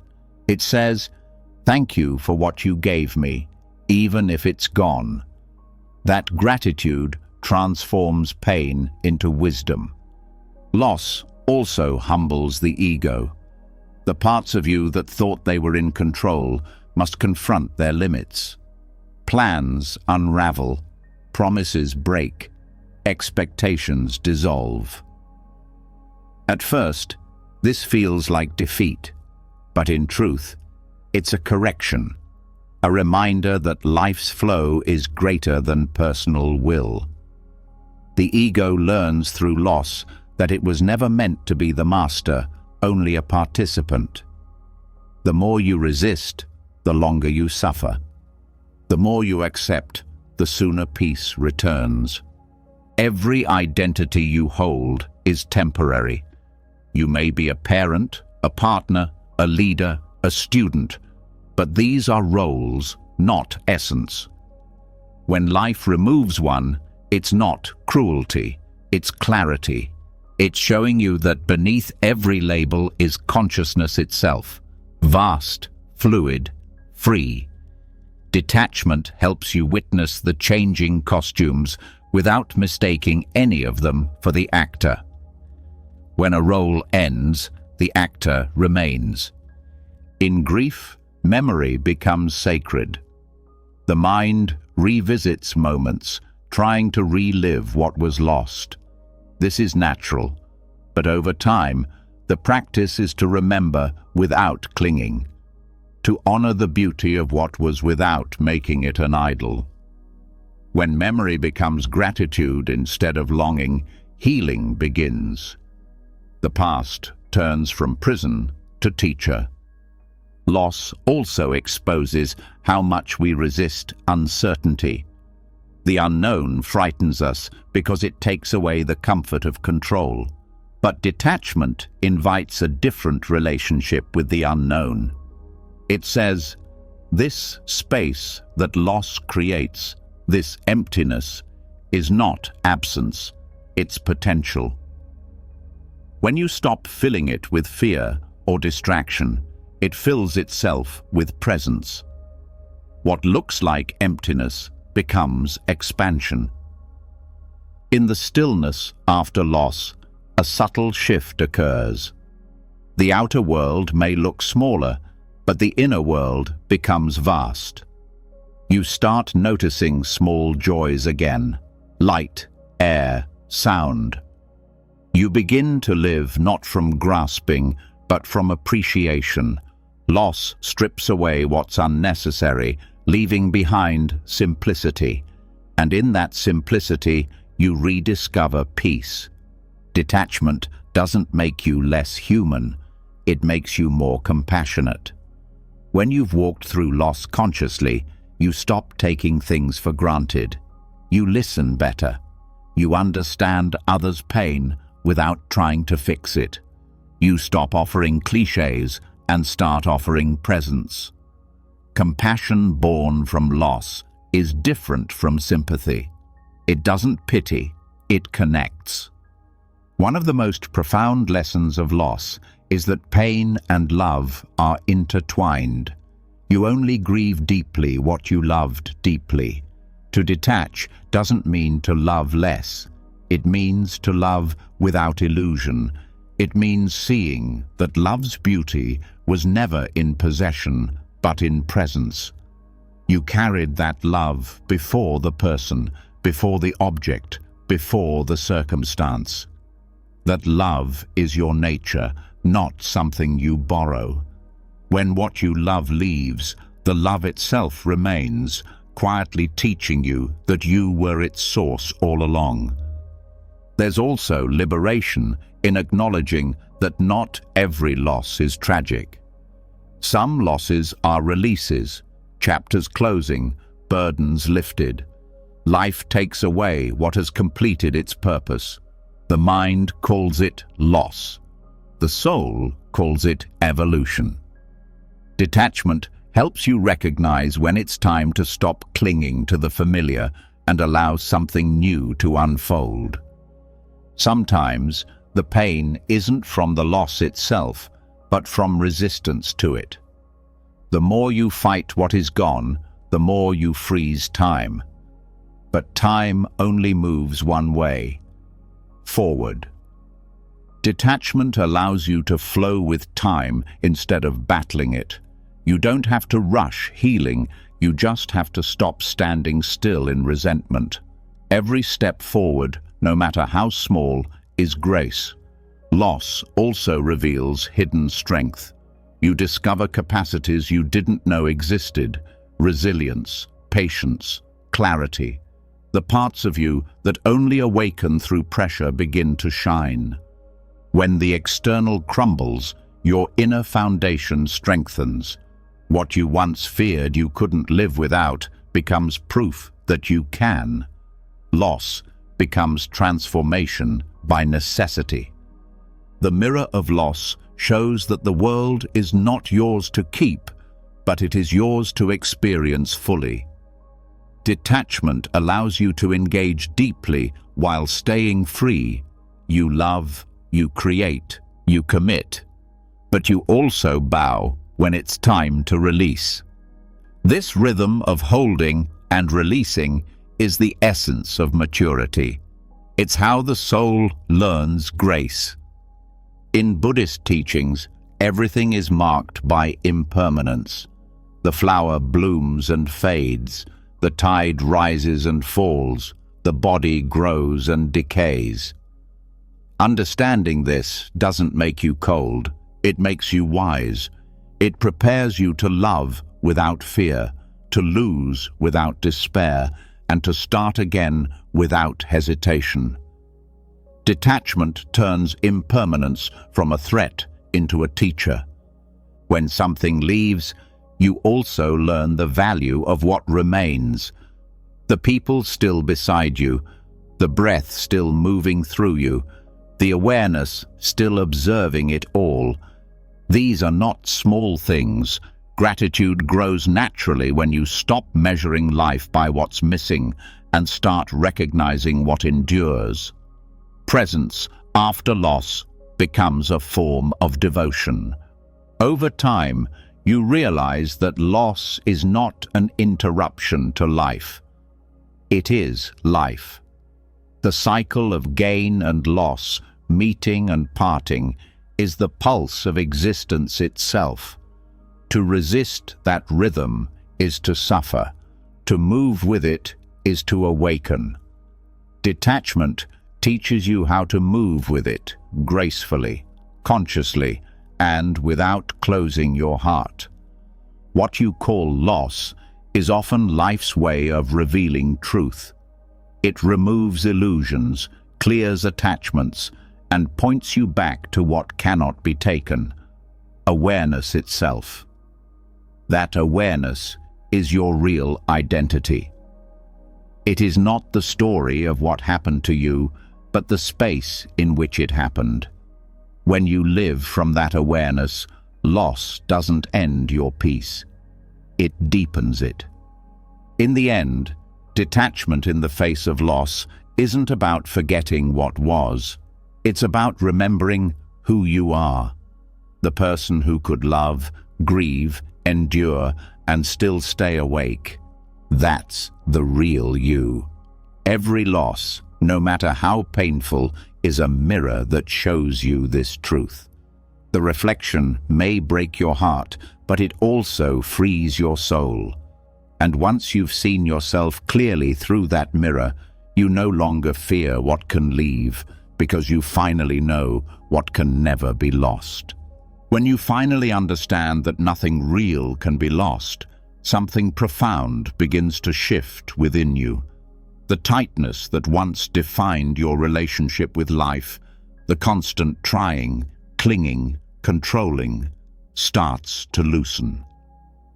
You realize that your purpose is not to hold everything together, but to stay open enough to let things align on their own. In that openness, a strange kind of magic appears. Not the fantasy of control, but the quiet intelligence of connection.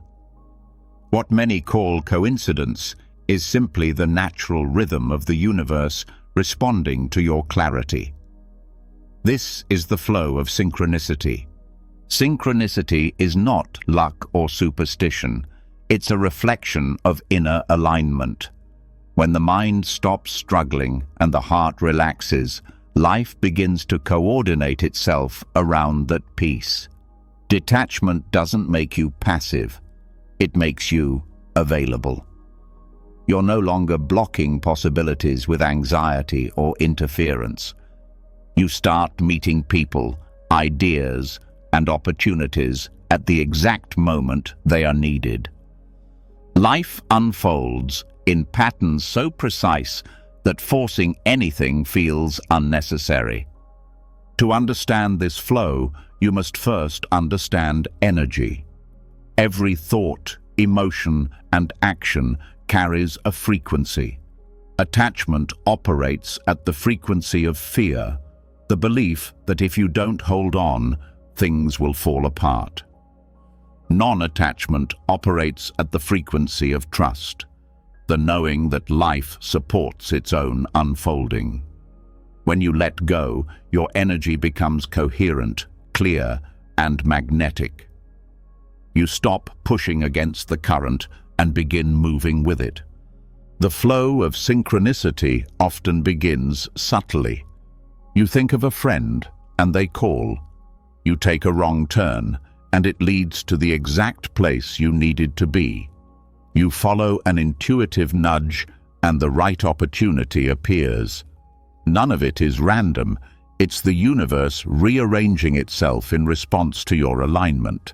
This doesn't mean you control outcomes. It means you cooperate with the intelligence that does. Attachment interrupts this flow. When you fixate on a specific result, you narrow your field of awareness. You miss signs and opportunities that don't match your expectations. You push energy into resistance, and resistance blocks movement. Non-attachment, by contrast, keeps your field open. It allows life to guide you through synchronicity rather than through struggle. The more detached you are, the more effortlessly life seems to organize around your intentions. This principle has roots in both Eastern philosophy and quantum science. Buddhism calls it dependent origination, the understanding that everything arises through interconnection, not isolation. Modern physics describes similar phenomena, particles that react to one another instantaneously across distance, systems that self-organize through coherence. In simple terms, when your inner state is harmonious, the external world begins to reflect that harmony. What you call coincidence is simply correspondence, the outer echo of inner order. Living in alignment with synchronicity requires sensitivity. It's not about waiting passively for miracles, but about learning to notice subtle cues.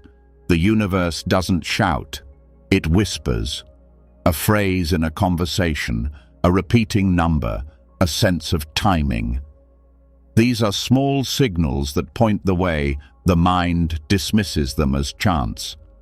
Awareness recognizes them as direction. The more present you are, the more fluent you become in this language of life. Non-attachment also changes your relationship with time. Attachment lives in impatience, the belief that things must happen now or they're lost forever, but synchronicity follows its own rhythm. When you let go of urgency, events begin to align with perfect timing. The delay you once cursed often turns out to be protection, preparing conditions for something better. You stop measuring time by minutes and start feeling it as movement, an unfolding rather than a schedule. Letting go also quiets the ego's need for control. The ego thrives on planning, predicting, and managing outcomes. But the universe operates on a far larger intelligence than the human mind can grasp. Non-attachment is an act of humility, a recognition that life knows more than you do. You don't stop making plans, you simply hold them lightly. You act, but you leave space for surprise. This balance of intention and surrender is the gateway to synchronicity. When you live this way, even mistakes become part of the path. What looked like a detour reveals itself as direction. What felt like rejection turns into redirection. Synchronicity doesn't mean everything is pleasant. It means everything is purposeful. Detachment allows you to see that purpose even in chaos. You stop labeling experiences as good or bad and start seeing them as necessary steps in a larger unfolding. One of the clearest signs of alignment is ease. Not the ease of comfort, but the ease of flow, where effort feels natural, communication feels clear, and opportunities feel organic. You still work, but you no longer strain. You still strive, but without struggle. The path opens before you instead of being forced open.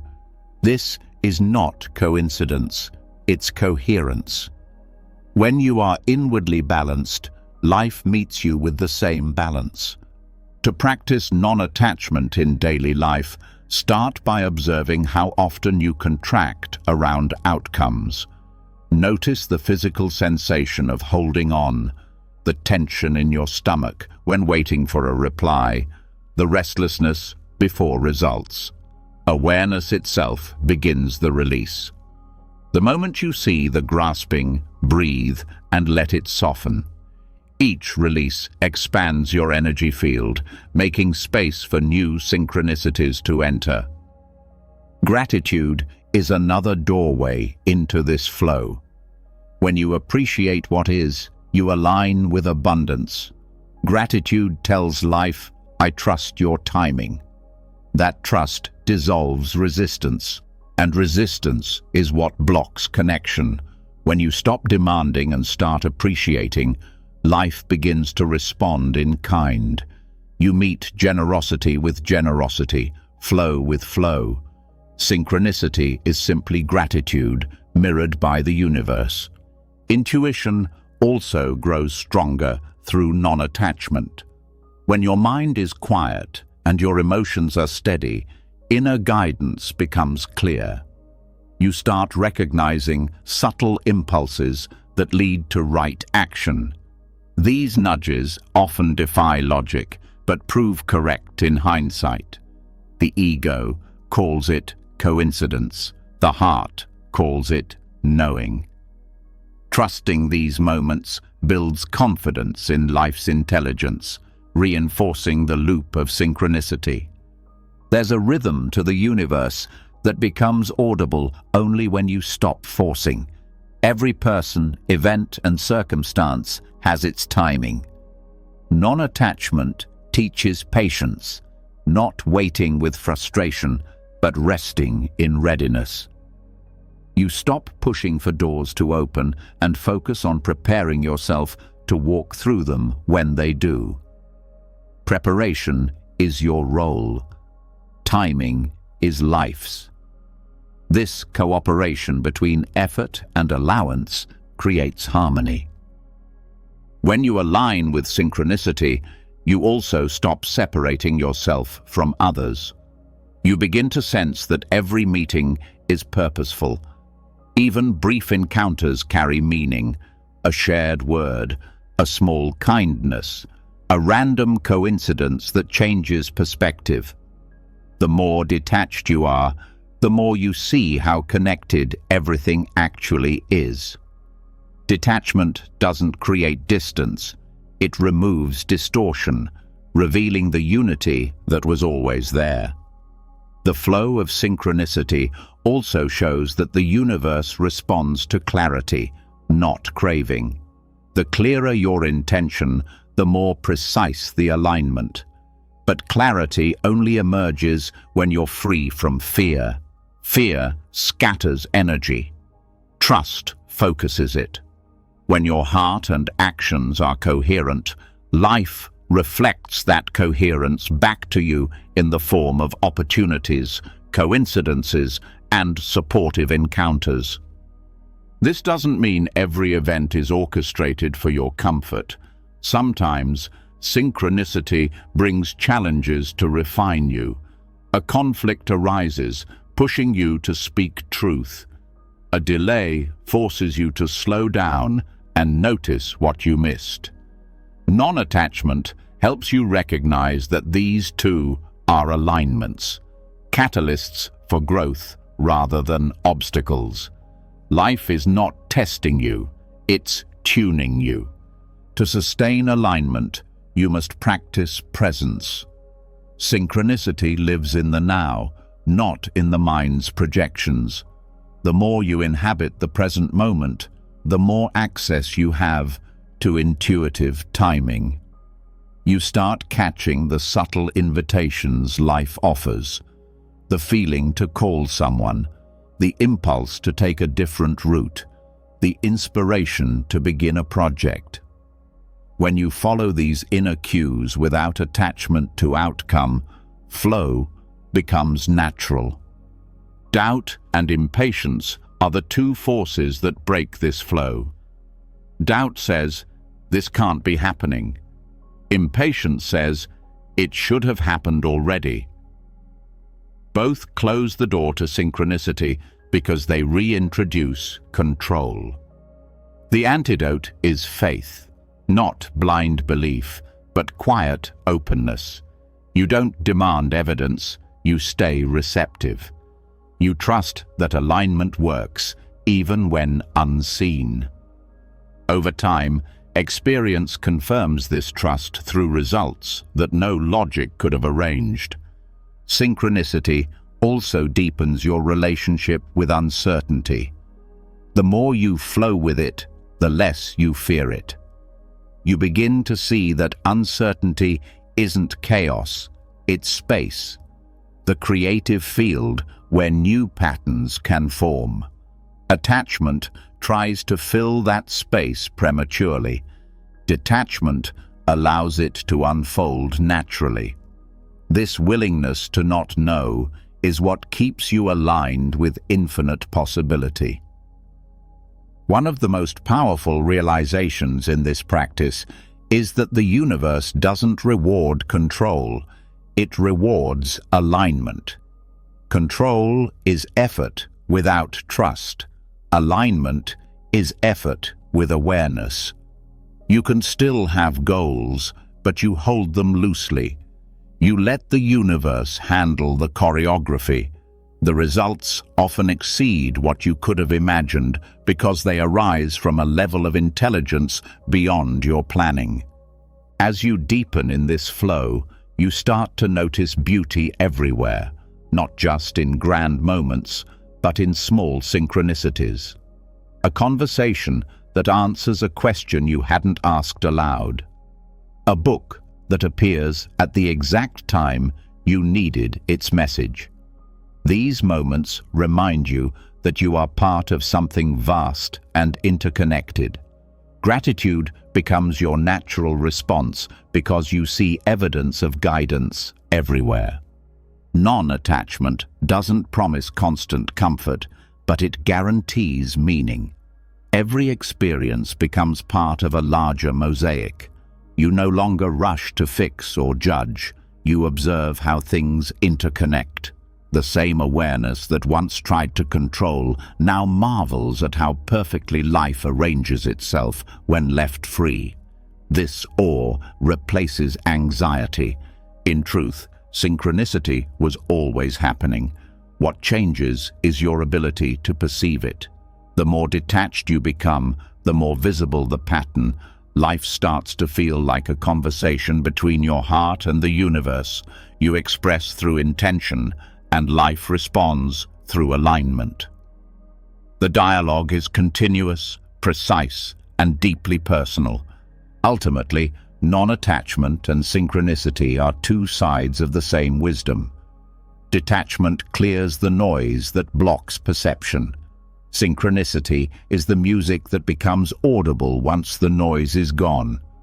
The more you trust, the more you hear. And the more you hear, the more you realize you were never alone. You were always being guided, always part of a larger harmony. In the end, this understanding brings you back to simplicity. You stop chasing signs and start living as one. You don't wait for the universe to prove itself. You embody its rhythm through your calm, your openness, your trust. Life meets you in that space, not with chaos, but with coherence. What once felt like coincidence now feels like communication, a quiet assurance that everything is unfolding exactly as it should. After walking through every layer of detachment, from letting go of control to loving without ownership, from facing loss with grace to moving with synchronicity, one truth becomes unmistakable. Peace is not something you chase. It's what remains when you stop chasing. Detachment isn't about withdrawal or coldness. It's about trust. Trust that life unfolds with precision, that what is meant for you cannot be taken, and what leaves was never yours to hold forever. Buddhism teaches that the deepest form of power is not control, but clarity. When you stop grasping, you stop suffering. When you stop forcing, you start flowing. And in that flow, everything that truly belongs to you finds its way back, not through struggle, but through natural alignment. So, as you step away from this reflection, carry one lesson in your heart. Peace is not the absence of desire, it's the absence of attachment. Live fully, love freely, act sincerely, and release everything else to the rhythm of the universe. If this journey spoke to you, share your thoughts below. What part of detachment resonates most with your life right now? Your words might be exactly what someone else needs to read today. And if you want to keep walking this path of wisdom, reflection, and self-mastery, make sure to subscribe and turn on notifications, because the next insight might just be the one that changes the way you see everything.